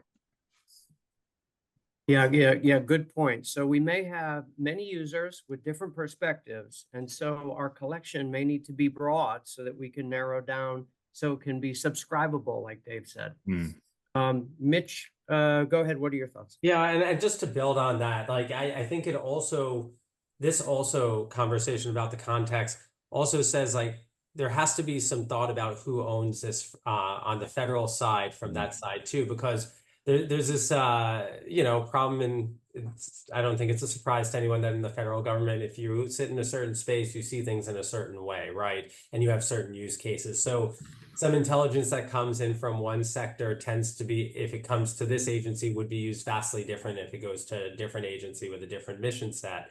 So making sure they both have access to that data and have the right context to make it actionable for their environment, and it doesn't come through a place where people are not going to know the missions of everyone across the entirety of government and understand well how they may be able to use that actionable information. That needs to be well managed and visible at the lower level by enough people across enough parts of it. So maybe it's CISA and some point for the DoD and IC, whatever that may be. They all have different viewpoints on what this means for those they protect, and need to think about it in varying ways. Okay, let me pull, thank you, Mitch. Let me pull on a little bit of a different thread. We brought up the notion of disclosure. Major Petty talked about disclosure, and Steve mentioned that there might be sensitivity issues on the data that the CSPs might bring. Okay, so if we were to somehow craft a data stream so that the first let's talk about what could the CSPs provide data for a dashboard that's sufficiently transparent, gives Major Petty, for example, and Dave what they want to see when it comes to risk for Major Petty in the world, and for Dave more regional. Gives them what they need, but doesn't expose them to something that they don't want to be exposed to. I mean, can we even break the code on that?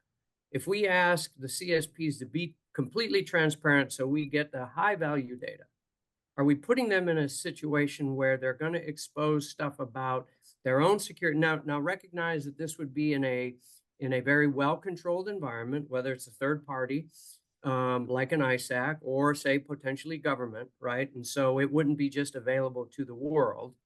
Can we actually extract data in a way that they're not exposed? And Katie's going to talk about what type of policies do we need to wrap around this in the next panel. But can we actually get to data that's useful, that doesn't expose the CSPs in a way they don't want to be exposed? Let me ask Steve to take that one first. Yeah, I mean, the short answer, in my opinion, yes. That a agnostic or non-detailed dashboard to say this is the state of the environment. Absolutely, it can be done.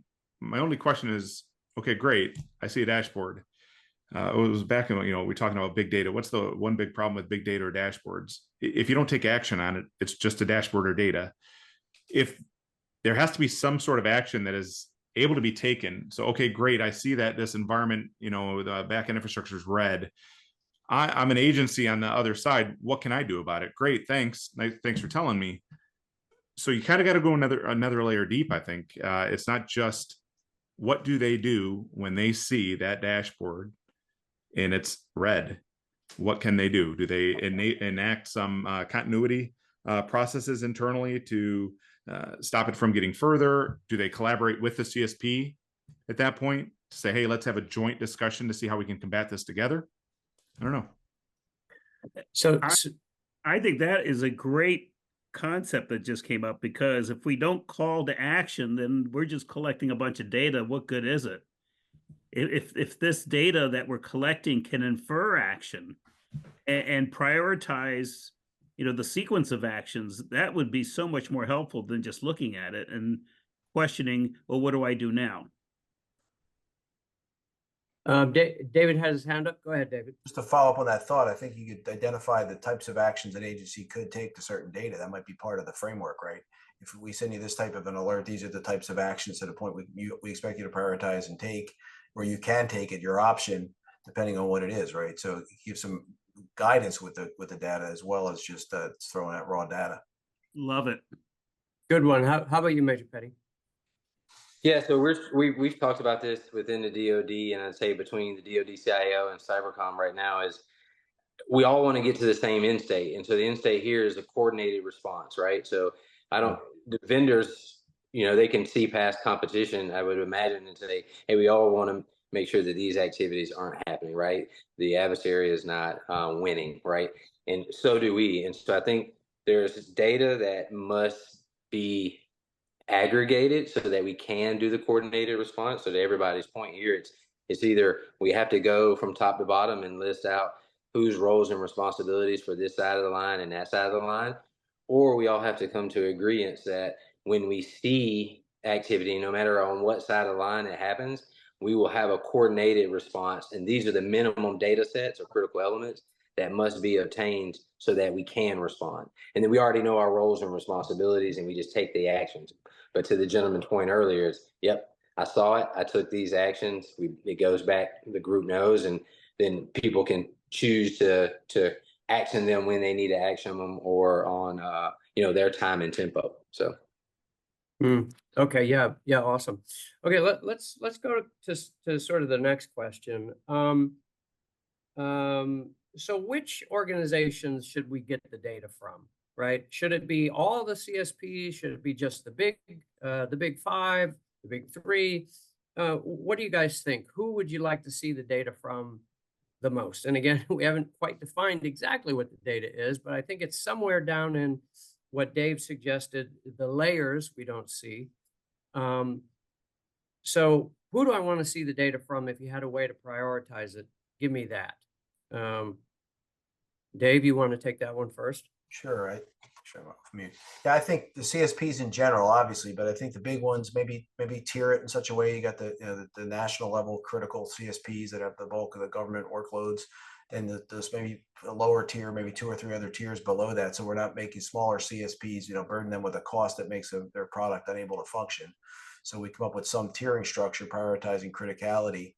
And I think the CSPs can provide that maybe through FedRAMP or something that they're already working on. We don't want to create something new that they have to interface with. Maybe the FedRAMP certification or that process could be used as to just require the data that we would want to get. And then, that way we minimize the additional layers of bureaucracy we create on top of this. Awesome. Major Petty, do you have thoughts on that? Yeah, the way I would kind of, I wrote it out like categories. It's like categories of people and categories of activities, right? So if you do any security or any defensive activities, then that's the organizations we want data from. And so it goes to, if it expands and multiple people are doing, whether it's manufacturing or producing or developing or testing or deving, I think there's opportunities to have, other data outside of live and production environments that also feed what we do in future live or production environments. So I think if anyone who's involved in is architecture, security, defense, testing, dev, I think data sets can help inform decisions about the next actions that an organization will take. Awesome. Anybody else have thoughts on that? Yeah, I concur with everything that's being said. I mean, it's criticality of the workload. If there's what happens if that workload becomes unavailable? If you go back to commercial side, automotive, how much does it cost those manufacturers every time a production line is shut down, like $15,000 per second or whatever? But in our world, who is it impacting? What is the impact of this service being down? Is it frankly killing somebody, hurting somebody? Is it are there people not getting money? What impact does it have on the rest of the world? And then so somehow impact level for sure. Yeah. Awesome. How about you, Mitch?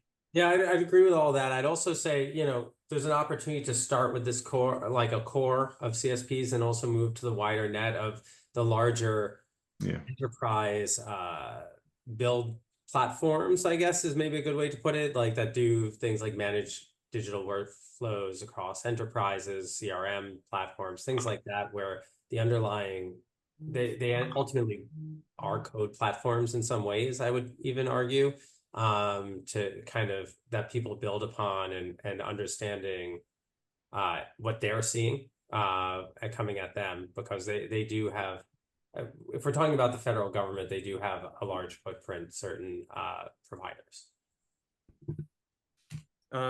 Awesome. Thanks, Mitch. John, did you want to ask a question? Yes, no, or just offer some additional commentary.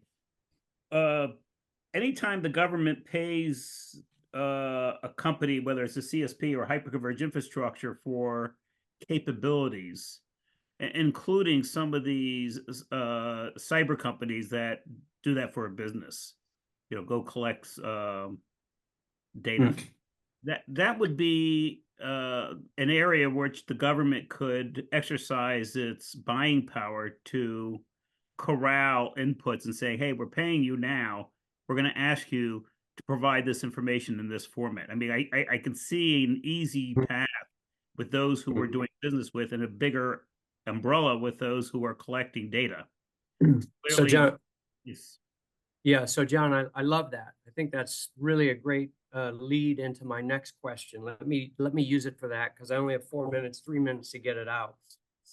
What organization or agency should sponsor or lead this effort, in your opinion, to the panelists? Let me ask Steve first. I think it already exists in some sense. CISA already has that mission, already exists as part of DHS, right? To kind of do it. I looked, making sure I got all their mission statement and everything, and I read through that, and I made I looked at it and I was like, you know what, they already kind of own that. You talked about not creating something new. I think it's just modifying a little bit. That way, again, every agency behind that, or on the other side, it's that intermediary that I was talking about. If you can make it so we don't have to create something new, don't create complexity, they already have kind of the foundational processes in place to own something like that. I think that it simplifies it. All right. Okay, let me ask Major Petty, because he's worked with CISA in that regard as well. Major Petty, who do you think should, say, sponsor it from a government perspective? Yeah, I don't want to pin the tail on anyone, but I'd say anyone with access to the engineers, developers, and the staff, right, to be able to support this, because it's going to take an effort, right? Who has the authorities and permissions to go out there and do the networking and getting to the agreements and meeting people on level ground, so that we can have access to the data, right? And then we can make use of the data, right? So it has to be whether we're given control of the back end to be able to make that visualization what we want it, or we're able to rapidly request that requirement, right? So that would be, and then someone who can work really closely with the energy sector and other critical infrastructures sectors to just take those lessons learned and apply it to this problem set. Would this be something that Cyber Command could sponsor? Not to put you on the spot. Without me saying you put me on the spot for that one. No, so I don't think, because again, I think Cyber Command for us, right, it's very different from a lot of the other people on this line. We're trying to answer questions that our commander is going to communicate to the SecDef or president, and therefore military decisions. And those military decisions are oftentimes not in cyberspace, and some of those decisions are kinetic, and so they're just informed by the information we find in cyberspace. So without crossing those Title 10 and Title 50 lines, I think it would be more appropriate for an organization that didn't have the military aspect of it, because again, our lens is going to be very curtailed to their specific information requirements that each person is trying to answer to their next higher commander. So, yeah, awesome. I think we got the answer, Mari, to some degree from previous discussions. We have CISA, who's chartered to do this, and you also have the National Cyber Directorate under Harry Coker, and possibly to a part of OMB as well. But you have to get organizations that own the policy and the oversight to direct, and I think that can be a small number. Let me eat in real quick to this break we have. Dave, can you give your perspective on who might organize, lead, or sponsor this? So I'll stick with the theme and not pinning the tail on any one organization on this call, but I would say we don't want to reinvent the wheel. So find the best fit of organizations that may already be chartered to do this and maybe see if they have the Absolutely. abilities to take it on. And then leverage existing mechanisms where you can, something like a FedRAMP or other places where the data is already flowing, certain sets of data requirements are already placed on the CSPs. You can just augment those with additional requirements as opposed to creating a whole nother thing, right? So I think that'll be more efficient and get you to success quicker if you do it that way. You're here, Okay, David. and then Mitch had his hand up. Go ahead, Mitch. Yeah, no, and I agree with all that was said. I think, the policy front is where ONCD and the Office of National Cyber Director and Office of Management Budget will play.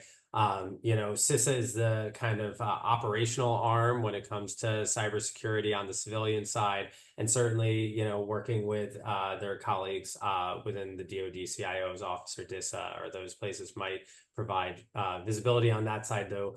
That is another hunk of issues, as Major Petty has kind of pointed out. But I do think, it will take all of them to weigh in. But ultimately, like when we're talking about the operational work, it certainly is CISA and perhaps some of the other agencies jumping on board and working with their friends at FedRAMP and other places to create connectivity, and process around all of this. Not to, again, tag any of them, but especially with them not here. But I do think, ultimately those decisions go to the policy side of it with OMB and ONCD and the friends they have across the civilian space. Awesome. Okay, so I guess you're going to take your hand down, Mitch. Thank you so much. Listen, guys, that was a great panel. We're at the end of it.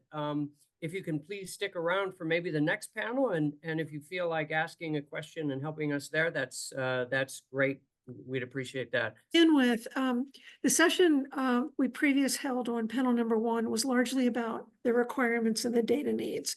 So that's a lot of the what information would we like to see shared across the community in order to make this national dashboard, this cyber weather map, if you will, really become a reality. What we're going to talk about in the second panel has a lot more to do with how. So things like policies, things like potential for legal legislation type activities, and also if we can get to it. Mari's done a really good job already of teeing up some of the organizational questions, but if we can get to it toward the end, we'll talk about that in a little more detail and finesse. So, okay, so let me start with this. If we can run down the list, I will ask you guys to each introduce yourself. Maybe Harry, we'll start with you. Oh, thanks, Katie. Hi, everybody. My name's Harry Wingo. I'm an assistant professor at the National Defense University's College of Information and Cyberspace, where I've been full-time faculty for 7 years. I'm a DoD civilian, and my background on cloud goes back to being a policy counsel at Google. But before that, I was a naval officer, Navy SEAL officer for several years, worked at the Federal Communications Commission and then the Senate Commerce Committee. I was at a smart electric grid company before Google. And when the Operation Aurora attacks happened out of China in January 2010, I covered the issue in Washington, D.C. So got to explain to the community Google's position on cloud security. Now, it was a long time ago, but since then, I've done things with cybersecurity, including the 7 years at NDU. We educate national leaders, national security leaders on strategic risk. Thank you. Okay, cool. Steve, would you like to go next? Sure, absolutely. Thank you. Steve Durham, Vice President of Cloud Operations Engineering at Oracle. So primarily responsible for the government clouds across DHS, DoD, and the intelligence community. Prior to Oracle, I was with Nortel and Avaya on the communication side. And prior to that, 13 years in the Air Force, finished up with White House Comm. Thank you. All right, and Vikram? Yeah, absolutely. Vikram Khare. I'm a director of a function called Continuous Assurance Engineering for Google. And what that means is largely I head up like our continuous controls monitoring efforts and also build out GRC software that Google uses to kind of manage its compliance and security lifecycle. I've been doing this for the last 3 years before I held another position at Google, just kind of overseeing different risk and compliance functions. And prior to that, I was doing security work at Oracle and just running up engineering teams at other cloud providers also. Okay, thank you very much. And John, I know you introduced yourself already this morning with the fireside chat, but in case anybody wasn't on the line, do you want to just take a minute and reintroduce yourself to this panel? Sure. Hi, John Bergen with Microsoft, very similar to Vikram's role for the M365 or Office part of Microsoft. Prior to that, I was in OSD CIO, senior executive in the Army, and also worked with Department of Navy CIO. So a lot of DoD experience. And for the last 3 years, I have been helping do very similar work to what Steve and Vikram are doing. And we're doing our best to make this world a little bit safer. As are we all, John. Thank you. All right. So a lot of time was spent this morning talking about sharing the data, providing it to some central organization, whether that's the government or an independent third party, whether it's a not-for-profit or a public-private partnership or whatever. Okay. But we also recognize that sharing this information can get you into some relatively sensitive space. So one of the first questions would be, are there protections that industry thinks that they might need in order to ensure that they are comfortable with sharing this information, at least with a central third party or potentially the federal government? So I'm going to start with Vikram from Google. What are your thoughts on that? No, absolutely. So I think part of this is like we have to define what it is we actually want to share. You know, I think obviously we can share security data. We already are to some extent. I'm sure everyone here has a different level of like FedRAMP accreditation. So we are sharing some data. We're sharing it through the FedRAMP process. There's also like different portals that CISA and other government agencies have where we can share like vulnerability data. For us, though, I think it's really is like probably it's going to be the ability to anonymize certain parts of the data sets. And it's also going to be on like nomenclature and like schema. And I think that's really going to be driven by a consensus on what do we actually need to be sharing in addition to what we're currently sharing. Mm-hmm. What sort of data could be like reciprocally shared back to us. But like to give you like an example of this, like this vision of like the dashboard, you could go to like the 3 cloud providers that are, or any of the different cloud or SaaS providers that are out there. And like the way that I might be addressing like an insider risk security control, and the way I name it, the way I measure it, and everything else, it could be slightly different than how Oracle does it and how Microsoft does it, because our environments are different. And they may have a different way of even like calling that, like however they term that control internally. Mm-hmm. So I think we need like standardization really like around like control catalogs, around like metrics and different things like that. And really like something of a understanding of like what data needs to be shared that could help us understand like what is that schema, so we can like make sure that we can seamlessly present that data. I think the last thing is that it, you know, in terms of like protections, obviously it would just be if we are sharing this data to provide us with protections on that front. Mm-hmm. And when you say protections, I mean, there's the obvious, just securing the data, right? Appropriately. I'll just go with that word. Right. But what about things like, I don't know, non-disclosures or, you know, government agreements not to use the data in certain ways, or, you know, those, or, you know, policy questions, you know, things like that. Yeah, and there I would say that like, I think that currently the way it is, and this is just based on my own understanding, I'm not a lawyer, but I think that like when we operate in different countries, you know, at times there can be like regulatory discrepancies. Like this country may want to have access to data, irregardless of like where we're based out of. The way we perceive it is that like there are sufficient protections in place, whether at the technology level to potentially protect us from like another country wanting access to the data, to even just like, you know, from a regulatory standpoint, we feel like there are good protections in place for that. The rest of the protections, I think it depends on like what sort of data we all agree to, increase transparency into. Okay, all right. Vikram, Yeah. I'm sorry, Vikram, thank you. Harry, I'm going to go through the other industry guys, and then I'm going to ask you to follow up at the end of this conversation. Okay, so Steve, do you want to go next? What are your concerns about protections for industry? Yeah. Well, I think it aligns with what Vikram was saying, right? We host a lot of data for a lot of countries, multinational across the board, right? So in our commercial cloud environment, that's one thing that spans the globe across multiple countries. Each of those countries have their own data sovereignty laws. You'd be negotiating protections potentially across that because they all take their own data seriously from a sovereignty perspective. If you were talking about, clouds on the government side, whether they're FedRAMP or they're just impact level 5 clouds or secret or TS clouds, the data out of that would be a little bit different. We do provide access to threats from our cloud that we collect on the commercial side and provide access to those threats to our government customers specifically, even on the high side. So providing like a threat intelligence service. So we talked earlier about the weather, right? What threats are out there? What are the new things? What is the best way to get that to the government clouds that aren't as connected as a commercial cloud would be and wouldn't necessarily see it coming, right? The protections are interesting, right? Because it is multifaceted.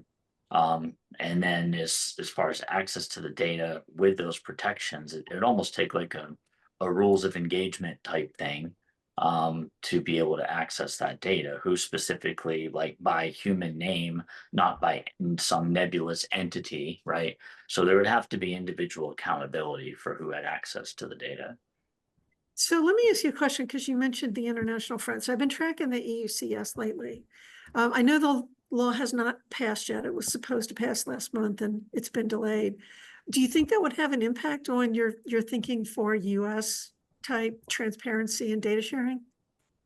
I don't know. I think on the like sharing US data and US threats with US entities is a different conversation than saying, okay, we're seeing some wave of attack coming from OCONUS, and then we want to pre-warn about that, but then how do we do that without breaking any protection rules or anything like that? So Right. And Europe is a bunch of nation states, not just Yeah. states. So that adds a layer of, I know, political complication to that. So, yeah, all okay. right.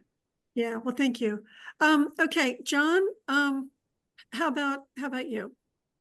Sure. I think that the important clarity is we approach problems with the frameworks we have. So Vikram, the way you're approaching is the way I think initially we thought of it, which is how do we answer FedRAMP? Maybe instead of doing a monthly report, we do daily, hourly, right? What's the right for that data? I think the broader question all of us need to think about is those are probably easy answers. We have structures, we have contractual agreements, we have executive orders to hand that data over. I think the question is what Major Petty had talked about in the earlier session is how do we do more and think differently about overall threat hunting? So like at Microsoft, we have a team called Mystic. Mystic does advanced threat hunting. How do we enable that type of advanced threat hunting with large scale access to trend data in a way that isn't parochial or for cost? I think there's an interesting question of, well, should it be available to the folks at Wiz to make a third-party product? I don't think any of us are going to jump that far right now.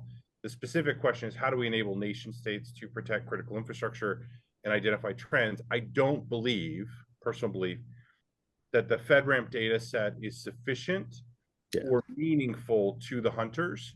And I think the question we've got to get to is how do we add and extend, right? So FedRAMP is the minimum. It's probably pretty fair. How do we talk about what to extend and augment? And then use that FedRAMP framework of contractually required data to the government with explicit data handling requirements to grow out. I love the idea of extending the framework. I think Eric Mill is doing spectacular work over at GSA, trying to structure FedRAMP into a new healthy organization. The problem is, do we bury them with information if we give them too much? Right.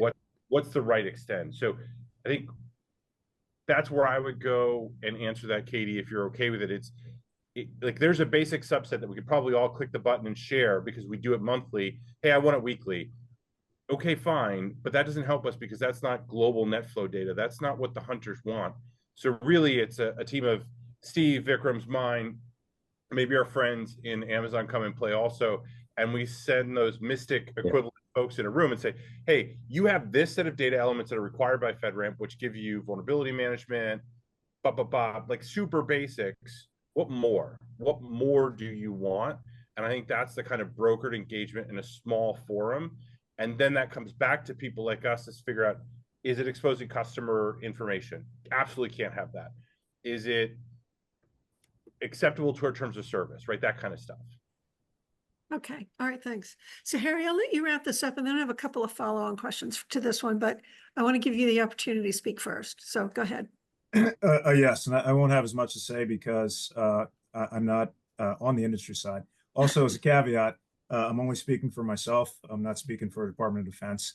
And but I like where John was going on saying, yes, the frameworks we have, that makes sense. Industry loves certainty, but it is important if you're considering the very largest players, you know, the big CSPs, and where might we design the future for what's appropriate for this time of great power competition. And so if we look at the adversaries in the cyber sense and cloud, there is global competition right now. How do you balance that? And so, of course, the companies are going to want to have the normal indemnities. I am a lawyer. I went to Yale Law School after I got out of the SEAL teams. But what I will say is the question is, how do we go past Styx and Taxi, for example, which is a smaller level, but at the level of the cloud giants that we're talking about?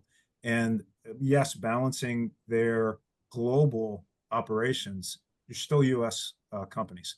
And so when you think about how you might have a space, and this came up earlier today in conversations, whether that would be with a third party, whether it's at an FFRDC or a UARC. But the question I would have is, and not saying this, John, just because you're from Microsoft, digital twins were used to rebuild Tyndall Air Force Base. Unity was part of that. I love the provenance on Unity. And so the question might be, how could you anticipate the future by having a place where you could share the information that matters? And it's not too old. You agree on what, the protocols where you share the information at the right time or place, rather. You deal with privacy, you deal with FOIA, you deal with, you're not going to have any contractual obligations. You need that top cover legally. But I like John's theme, and I hope we can come to it in the rest of the conversation about where can we go next if we're thinking about machine speed, net speed, and actually cloud giant speed solutions that can go. And I like what the Major said from Cybercom. You have to look at the buckets or the actual parts of where the problem are, whether that's energy sector, water, Volt Typhoon. So there's a way to lean forward with the expertise and the raw power that these companies have. So that's my perspective from a policy side on governance, not just what we've normally done in keeping people out of trouble, but how can we lean forward and respect civil liberties in a way that helps us deal with what's going on now and to be resilient and nimble enough to adjust. That's hard. Thank you. Yeah. No, thank you, Harry. And Harry, in all deference to you, because I am not a lawyer in any way, shape, or form, but I do have a pretty fundamental understanding of certain government things, like, for example, FOIA. And the other thing that concerns me a little bit in all of the policy discussion that we're having right now is, you're not knowing what the value is of the data that might be provided to the federal government. I do know that it is illegal to volunteer that anything of value to the federal government. So we have that issue as well. So in my mind, there are certain legal things that sort of point to, while the government may sponsor this, the actual work would have to be some, third party, not-for-profit, who's not going to start competing against the people who are providing the data themselves. With that in mind, though, the immediate follow-on question to that would be the analysis around what you're talking about through AI, through human analytical capabilities, things like that. So my question becomes, if the industry is sharing this information, what do they want to get out of it in return? What kind of analysis would you like to see? What kind of, advanced predictive models do you want to see happen? What kinds of things would be helpful and useful to you that would also, quite bluntly, keep you engaged and make this a value proposition for you? So I'll tell you what, I will let any of the participants here that want to just jump into this question. Nobody? All right, Vikram, how about you? Any thoughts?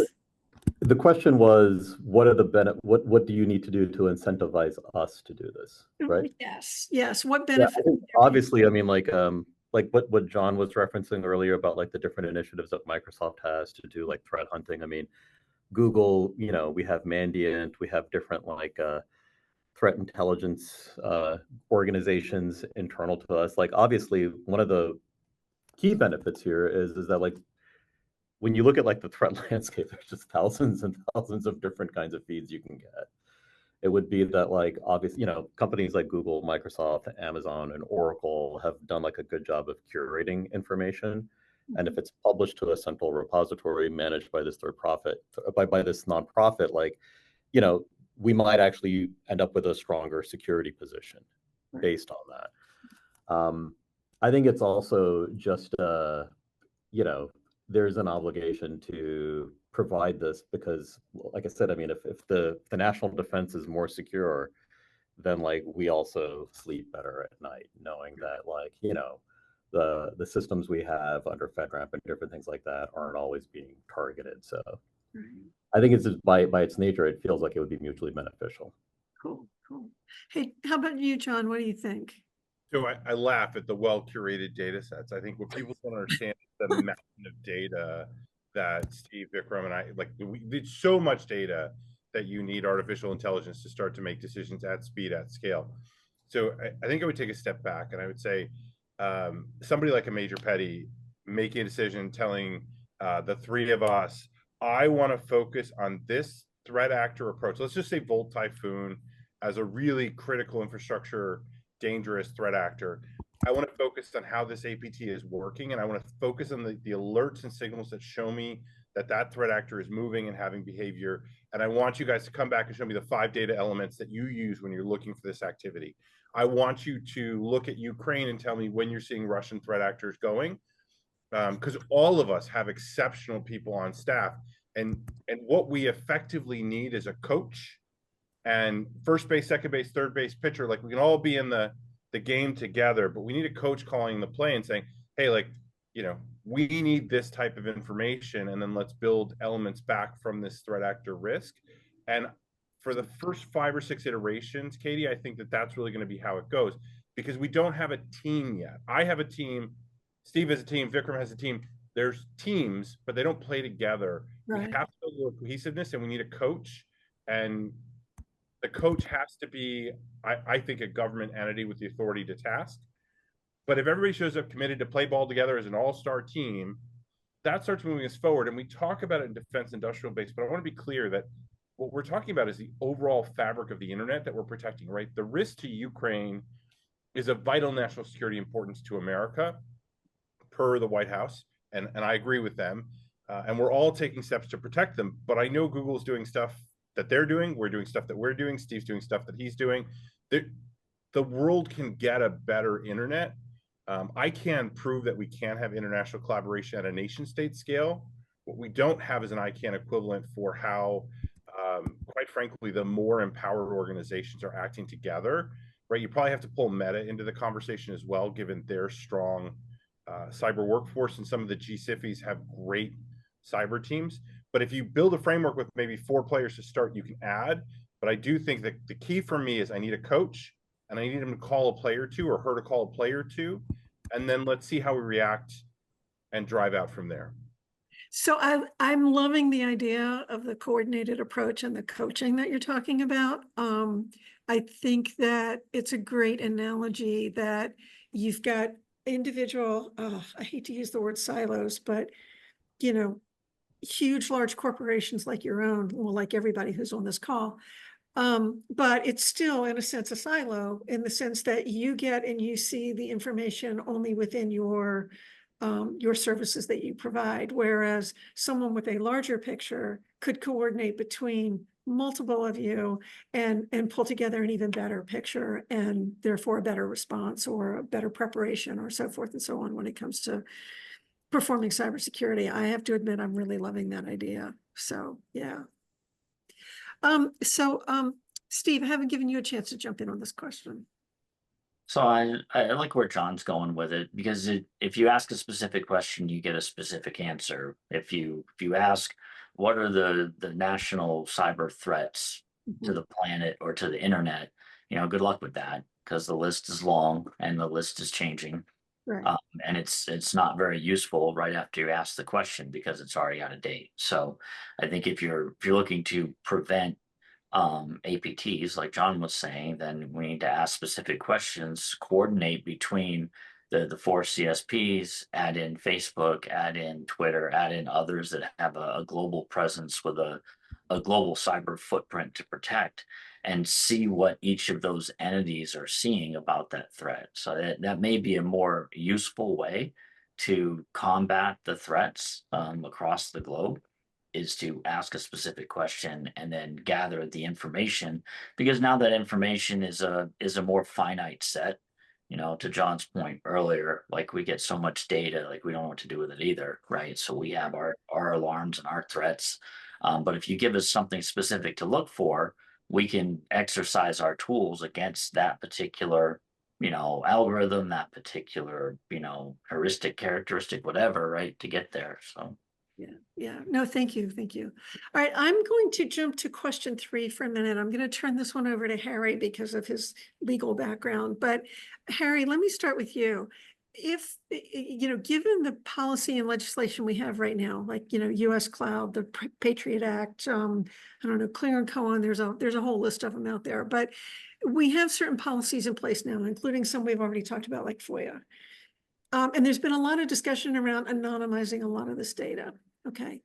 But given that scenario of we have certain existing policy and law right now, is there a legislation or policy that you would recommend be added to our current list, or maybe even what we have be modified or frankly even deleted if necessary, that would help stand up what we're trying to do right now in terms of a national feed and being able to provide that data to a source?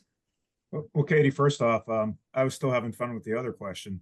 Well, you can go back to that one. Go ahead. No, I was going to say, but to answer it, the first upfront answer is it depends on what the community wants and needs. It's a difficult environment for getting laws put through in the first place, but we have plenty that's been baked and that's in place. So we have Chris Inglis getting the ONCD started, and now Harry Coker is there in the White House. And, so that national level cyberspace solarium that happened at the National Defense University, but Congress saying, here's where things need to go. So a lot of this, the game has really changed as far as Congress and the executive branch. So as far as what policy needs to be in place, I would listen to the big players. And going back to the former question, and Vikram, I don't know if you were going to say anything on that one, but I couldn't help thinking when I was listening to John and Steve, talk about how you need a coach and teams are there and very powerful. I was going to throw out the analogy from the Marvel comic universe of Nick Fury. When the Avengers assemble, you guys are like the Avengers, and you're just doing amazing things around the globe. But at some level, you need the guy with the eye patch. It's, Samuel Jackson plays it. Come in and say, we are, let me help you coordinate. And that's perspective. Trust has to be there. And Vikram, I'll be quiet because. No, I actually would agree. It's funny that I don't know if it was John or Steve had mentioned Ukraine as an example, but that's actually something that I was thinking about with these questions too, is that there could be other technology companies that have engineering presences in Ukraine. And, there might be information that can be shared about how they're dealing with their operations and what are they doing in terms of resiliency that is useful and can just be shared in a confidential, need to know manner between the CSPs with the coach, you know, the Nick Fury that's overseeing this. And that could actually, again, like, I mean, I feel like the direction for this would be like, it's somewhat inherently beneficial that we start sharing information with each other and we start sharing information with the government through this, you know, the Nick Fury person. Well, So- I'm neither a cat nor a flirkin, but you know, thrilled that we're trying to come together and coordinate on all of this. So thank you. And if I could jump in on that too, Sure. this came up on the last question, goes into the third question, maybe as a segue. What are we, and this was former panel, what are we actually trying to do that's new, that's different? And so, John, thanks, you know, for starting us off on the point of, well, what are we not doing at this point? And I think the very hardest questions, and Steve, you added in this, Vikram as well, APTs. When you look at, you know, state-sponsored, and not just any state, when you look at great power competition, and you look at the level of what's come at us already, and Volt Typhoon, by the way, this is not CIRCEA, but we know there's a lot of industry attention on the national, you know, on the notice of proposed rulemaking coming out of CISA. But the question is, for getting that Avenger team, like the very, you know, you guys are superheroes when it comes to cloud, superheroes. Nick Fury, you're going to be looking, or shouldn't it be focused on some of the toughest questions that are going to be out there and problems? And what is it about infrastructure? What do you need to let the investment and the coordination flow? And that's what I would ask, right? Like, how do you allow that to happen in a way that we haven't done yet when you're talking the biggest players? Is this, in your opinion, an infrastructure question, or is this like more broad in terms of all cloud services? It's an infrastructure question, and it's focused on the biggest players, and it's focused on what's not there yet. Yeah. Okay. All right. All right. So, so given that, like, if we, for example, manage to increase the protections, or maybe I should phrase this as focus them properly. Okay.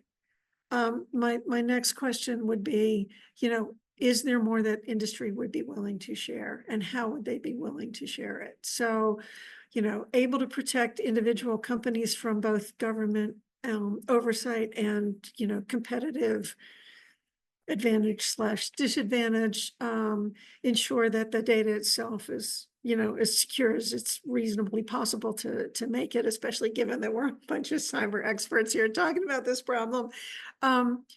You know, are there, I know that there's existing reporting that has to be done, but would you be willing to take the next step and go beyond that for the benefit of you know, greater insights, greater information, more predictive capability, you know, that sort of thing? And since Vikram, you went last time, I'll ask you if you want to go first this time. Yeah, I mean, I think the most basic answer here is that we expose a lot of information to GCP customers around security, that obviously you've got to be like a customer of Google to get access to that. Mm-hmm. I'm assuming that Oracle and Microsoft are probably operating in a similar manner. You know, I'm in the CISO organization, so like this comment doesn't really reflect what Google's position is, but I think there's definitely an appetite and a desire within the CISO function to see how can we be more transparent, because our job isn't necessarily to like monetize Google security products, it's to really just protect the infrastructure. Right. So, you know, for us, we think that probably the best place to start is to like look at like, what are we providing GCP customers? I think we are looking to like provide them a lot more in terms of like compliance data and even like continuous controls monitoring. You know, there could be just more data there than people genuinely care about also. But that's where we would start, is like, what are we externalizing in the GCP portal, and what can we do beyond that? Of course, it has to go through like a lot of like legal questions and, you know, product related questions on what we're doing, but that's where we'd want to like start investigating. Okay. All right. John, how about if I go to you second? I think I'll hit a simple answer, which is I think a lot of this is already happening. Right? We look at Volt Typhoon as a great case study. The amount of data we provide over in an episodic nature of, hey, we found this risk and we're sharing it. The recent SSH vulnerability that the Microsoft researcher found and shared out. Again, the concern here is in a field where there are many wildflowers, you may occasionally get a bouquet, but that lack of coordination yields an orange, purple, red bouquet that clashes and doesn't work well and is erratic in nature. And I think this is the challenge, right? We have many amazing resources. We have no functional coordination across the Avengers to exercise that ability. And I think that's the part that keeps coming through is great people, great people, great people. They are not enabled to have that collaboration effectively that would benefit each and every one of these organizations. And I know everybody does the best they can, but it is that lack of coordination, I think, is the connective tissue we need. Over. Do you have an idea in mind of who should be Nick Fury? I mean, I would like to pick the commander of Cybercom. The commander of Cybercom would not like that mission. Why would I do that? There's clear command and control. They have advanced spending authority and budgets. Like, we'll have to remember, all this log data costs money. And you can't go to Google and Microsoft and say, I need all of this additional data. And you're going to bear $1 million an hour in additional storage costs for nothing. Like that's not going to happen. Right. If the government wants the information, if we want to build this, there is a cost to it. And that has to be balanced out and discussed. And I have no idea what it actually would be at the level we talk through. Cyber Command has purchasing authority, has command and control, has uniform resources that can take proactive or reactive steps against threat actors that no other organization in the federal government can. I'm fine with a CISA-led organization and then a U.S. Cyber Command deputy, because what we have to do here is have awareness and action in the same kill chain. And civilians do not have the authority to act. And that is a real, like, only uniformed military can perform offensive cyber activities. If we want to be a credible response organization, it is not just defense. And again, no civilian company can be part of that decision-making process, but we can provide information about bad actors. And we all know the government's pretty good at stopping crime. So, you know, it's about giving them the tools to identify the bank robbers before they rob the bank and take action. That is something that Google can't do, Oracle can't do, Microsoft can't do, because it is not lawful for us to do that. And it shouldn't be. Like, I do not want to become RoboCop. Like, that is not the path forward. So we have to look to somebody. I would say U.S. Cyber Command because of that logic, but I don't know that everybody would concur with that. Okay. And what about, you mentioned the legal side of this, what about more law enforcement involvement? I think so highly of the FBI and so many of those organizations who are doing deep. Treasury has a fantastic unit doing cyber crimes and all the Bitcoin money laundering. There's so many opportunities. The challenge there is they're small. They don't have advanced contracting authority. They don't have the ability to do more than, you know, legal-based actions. So it is an arsenal, but it's a much smaller water pistol arsenal than U.S. Cyber Command has. Okay. I mean, I don't know, Vikram, Steve, like, I look at us as in a live fire exercise every day against the threat actors. This is not a game of paintball we're playing. And I hate that the conversation gets devalued into cyber isn't a real threat arena. Cyber isn't a domain for warfare. The threat actors are nation states. They are well-funded. They are acting as nation states. Individual companies cannot respond to nation states. It is simply like you're into the world of RoboCop and we can't go there. Well, Steve, I'll ask you first, and then Vikram, I'll give you an opportunity to respond as well. So, Steve, what are your thoughts? Oh, I'm in alignment with John. I mean, there's only so much we're playing defense, right? We can provide intelligence about the threat. We defend against the threat actively with AI, with machine learning, with other things that we have in our arsenal to defend our cloud, defend our customers from those threat actors, and providing intelligence to the right entities to act on that. I think what's frustrating is, like, we hold back as a country a lot. Like, we don't want to expose our capabilities. I get it, totally understand. Like, save it for when it really matters, not when somebody's laundering Bitcoin or something, right? So it's one of those things. But knowing that the intelligence could be used to really take action against a verified and national threat, um, would be good motivation. I mean, Oracle's a very patriotic company, as is Microsoft and Google and others, right? So we're here to help. We just want to make sure that when we provide information that can help, somebody actually is empowered to do something with it, rather than just look at it and go, well, that sucks.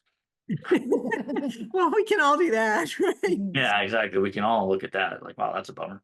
Yeah. Well, so let me ask you the same follow-up question I asked John. I mean, he mentioned cybercom. He also mentioned law enforcement, a couple of different, agencies. Do you have an idea in your head of the Nick Fury of the Avengers, or is it actually a combination of multiple?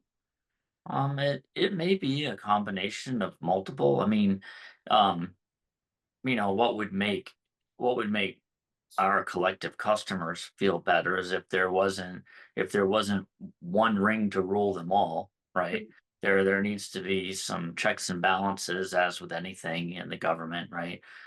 Trust but verify is sort of where the US population is with government entities and large companies like CSPs, etc. So, that those checks and balances sometimes slow things down, but they're also there for a reason. So I would be more supportive of, multiple entities that have almost contrarian views, right? And let that sort of work itself out as far as how does the data get used. Right, right. Well, so now we've referenced two major movie series as well as the sports leagues. I think we're kind of covering the territory here. So conversation is going well. All right, Vikram, what about you? Any follow-up? Yeah, I was just thinking about what Steve said. I was surprised to hear that he would want like multiple agencies to interact with as opposed to like a single person. And I I thought think that was there very, might be one that collects the information, but I think it takes two to act, right? There's some kind of two entity integrity that has to happen before, something gets done, right? Something to that effect. yeah. So I don't have a very strong opinion on whether it's like a single person or single agency, or like how what the structure of that is, or like exactly who within the federal space would do it. I think from my perspective, it's more important to just have that coordination. And what I'm doing is I'm very focused on like the engineering side of it, the coordination and different things like that, the notifications and things like that. They're really handled by other areas. So Okay. Well, it sounds like to me, based on the way that all of you are talking, is that we would need to put, maybe legislatively, or maybe it's more of a policy question, I'm not sure, but put some kind of framework together that says, this is the participation on the industry side, this is the participation on the government side, these agencies are involved, these major cloud service providers are involved, and purpose, charter, so forth and so on. Or at least that's the flavor I'm kind of getting out of this. So Harry, let me turn back to you again from the more of the legal policy, legislation, regulation side of things. Would it be possible to set something like that up? And if so, is that a policy question, a legislative question, a combination of the above? I mean, what are you thinking as our resident attorney? Well, on the policy side, I like to call it governance these days, but I think all of the above plus technology, as Vikram was going to say on engineering. And we've got ATARC and the Cloud Security Alliance, but and then John Weller was on the call earlier. The idea of let's put something in a place where we can trust, we can agree on standards at the level of the biggest players here, right? What would you put together? And as far as the protection goes in the legal sense, then do you go into any antitrust things? You got to make sure that there's no concerns that the general counsel's office is going to have, right? Because these are businesses. But on the other hand, when you look at it, I don't know, for a World War II analogy, when you had the massive shipyards that were coming together, or for building the aircraft, at some point, having everyone have a place where they can work together, I think that would be very important. And that's money, that's funding for whatever the government is going to do. And let's not forget the people side of this too. You have to have the government involved in a way that you have those expert, you have your Nick Furies, like your mini Nick Furies. Take, for example, what China Lake used to be with working on fuses at one point. Just you have to have the expertise. I'm a Navy guy. Look at the development of the nuclear Navy. That was engineering and gear. And then when Rickover was talking to, the new power companies, there was a lot of crossover. But for cloud and what's next, and as AI is going to turn into its next thing, and not just LLMs, but neuromorphic computing and quantum and photonics, all of those things. Again, back to Nick Fury, these are big players. And the point is you have to have the right policy that, yeah, it's table stakes to protect them. The really important thing is how to draw them in and give them the context that only the government will have. Nick Fury is going to know, hey, here's the next fight you have. You guys haven't been assembled as a team in this way for not just the APT that's behind us, but what we think is coming. And that's going to take trust, and it's going to take technology and people.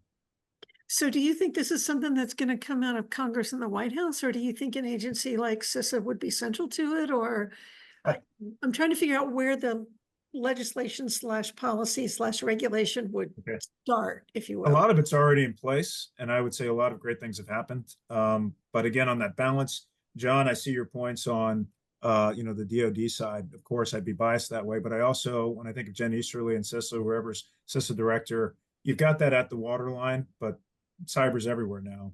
And so the point is, how do you do the handoffs? And some members on that team are not going to be the same. Nobody's the same as you guys are as a big player, but then the elements of the national government, it's going to be DHS and it's going to be DoD. And the question is, how do we fight the cloud if we need to? How do we have a shield and a sword that, again, is based on things that we trust? And then we haven't even talked about Five Eye partners or where NATO is. And then you've got Japan, all of that, because it has to be in context, is what I would say. A lot of it's already in place. The question is what's next. And I think the most important legislation or policy thing would be to continue to push forward the things that, the National Cyber Director's overall policy. But if you look at what CISA and DoD, what they need, then that's what you need Congress to be there for, is for the funding and for the ability to, in private, in the right way, make mistakes and give cover to these superheroes and superheroes. That's all. Yeah. Okay. Well, and since you took a minute to bring up things like Five Eyes and NATO and so forth, and we touched on this briefly just earlier, but I've been doing some research recently, and in my view, there's definitely impacts that we have primarily on Europe and vice versa on Europe on us. And when I say Europe, I'm kind of putting that in air quotes to include Five Eyes. How do you think we deal with the international piece of this? And Harry, again, I'm turning back to you for this part of it, because you're right about the sovereignty things, although there's still debate going on in Europe over that, especially with the new EUCS. And all of these companies operate globally. So what they put in place is going to impact them, as well as what we put in place is going to impact them. And therefore we're going to be impacting each other. And this whole thing turns into a big, well, to go ahead and bring in Doctor Who, wibbly wobbly, thing, right? So can we start talking about them? Is it too early to start talking about international? Is it something we should solve at home first and then bring in our international partners? What are your thoughts there? That's a great question, and I'll let everybody else get into it. But I can see John going, pick me. Yeah. Pick me. Well, think about State Department. You've got CDP, you've got, like new focus on where digital policy is, and it absolutely has to be all of the above. You've got diplomacy, you have to have information, military, economic, they're all balanced. So not only is it not too early to talk about international, we have to. Particularly, we're remaking the internet. We have 5G, 6G, NTIA is where Alan Davidson, one of my old bosses at Google a long time ago. Now he's, you're forging forward on things that open radio access networks. That's going to put AI, and it's going to change so many things. So we have to coordinate through our diplomacy as well as the economic arrangements. So there's the balance between what the government does and what the private sector does at scale in a different way. But we have to be talking to each other. But most importantly, we have to trust each other. And it takes real problems that are worthy of the big players here. Right. Thank you. And John, go ahead, please jump in. Keep it simple, stupid. Stop talking about things which we have no legal and legislative authority to get engaged in, right? Like right now, Steve, Vikram, and I can expand based off a limited federal set of contracts associated with FedRAMP and others. Like what we have to remember is that the key with successful policy is don't be creative, exploitative, right? Rip off and deploy a good idea and expand it a little bit at a time. So I love, Harry, where you're going. I think at this first step is we have to start the game and then we can add rules and pretend, right? Again, go back to the baseball analogy. We're playing rookies. There's no outs. No, you can't strike out. Everybody's playing. Thanks for playing. So glad you showed up. Here's a medal. Then we'll get to, coach pitch, and then we'll get to, right? We can do all these things in advance to where we're actually playing the game. But if we bring in the Five Eyes, and I love the Five Eyes, and it's an important conversation, I think you actually slow everything down by solving a big problem instead of expanding the faucet that's already leaky.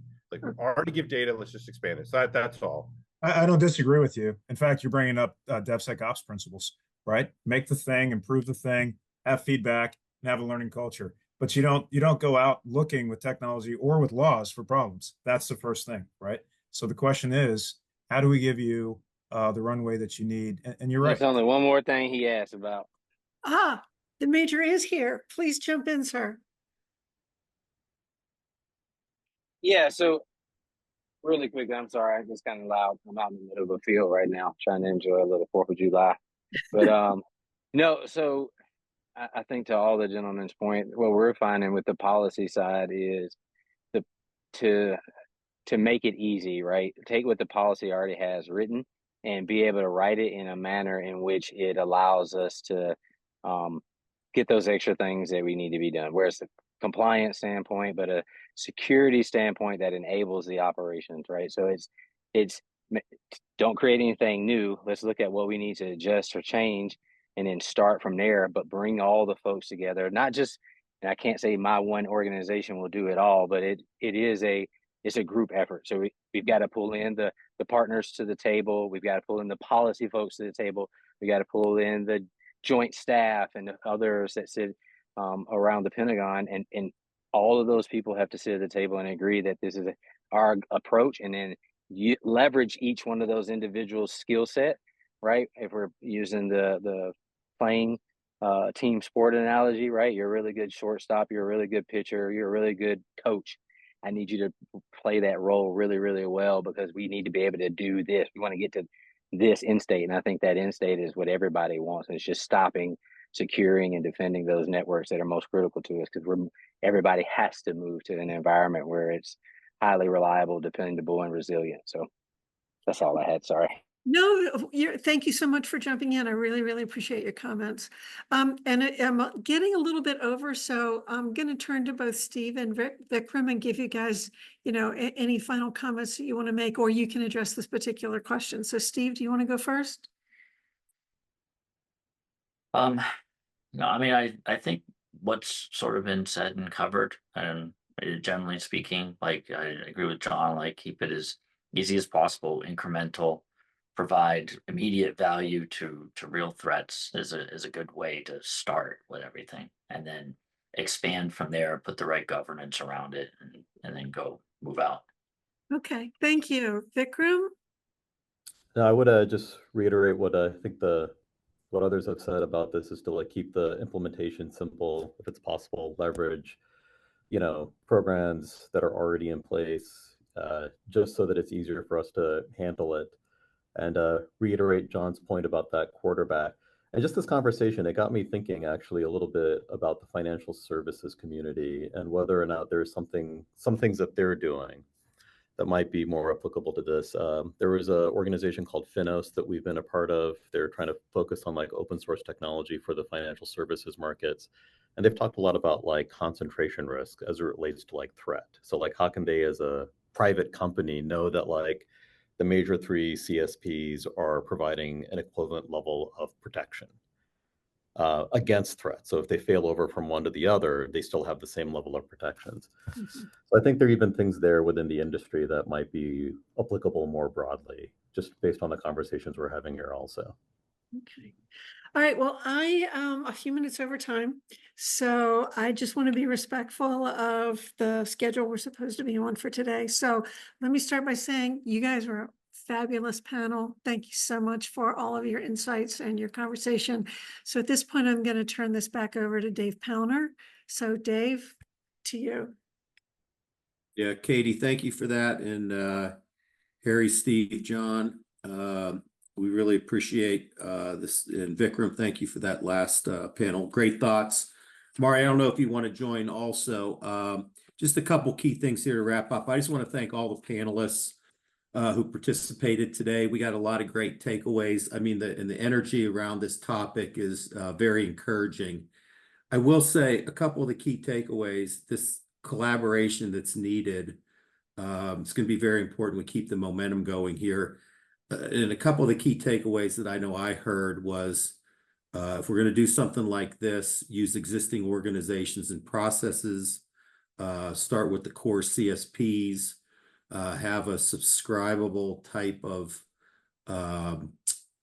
process since the agencies are all going to be different. And I love the idea too of this enhanced FedRAMP reporting where we already have some of these requirements. And if we can enhance what we currently have there, all the better. So, those are clearly some of the key takeaways that I had. I think what our next steps will be is to collectively take in what we learned here, put together a little paper, and then we'll have some follow-on actions as we continue to operationalize this too. One final thought too, that just thinking about the legislation that was discussed and policies and the like, might be worthwhile to do a little pilot on something like this. I think we know where to start.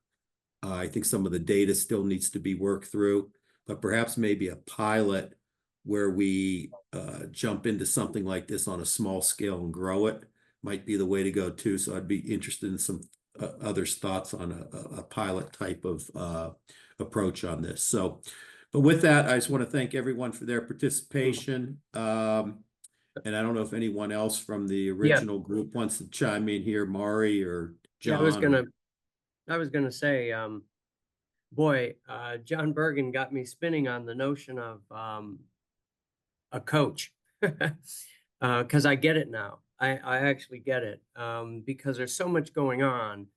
And if we've got this team of high-performing contributors, how do we get them to focus on the right stuff? Because, not just any data is, important that day, but certain data may become more important one day over the next. And if you're looking at this sort of, worldwide weather map, right? How do I provide that presidential report kind of thing, right? So wow, I think that's something really to keep thinking about. And then Steve brought up the the notion of a two-entity rule, right? So if you have some important data, can we just do let's make sure that we vet it before we distribute it, kind of thing.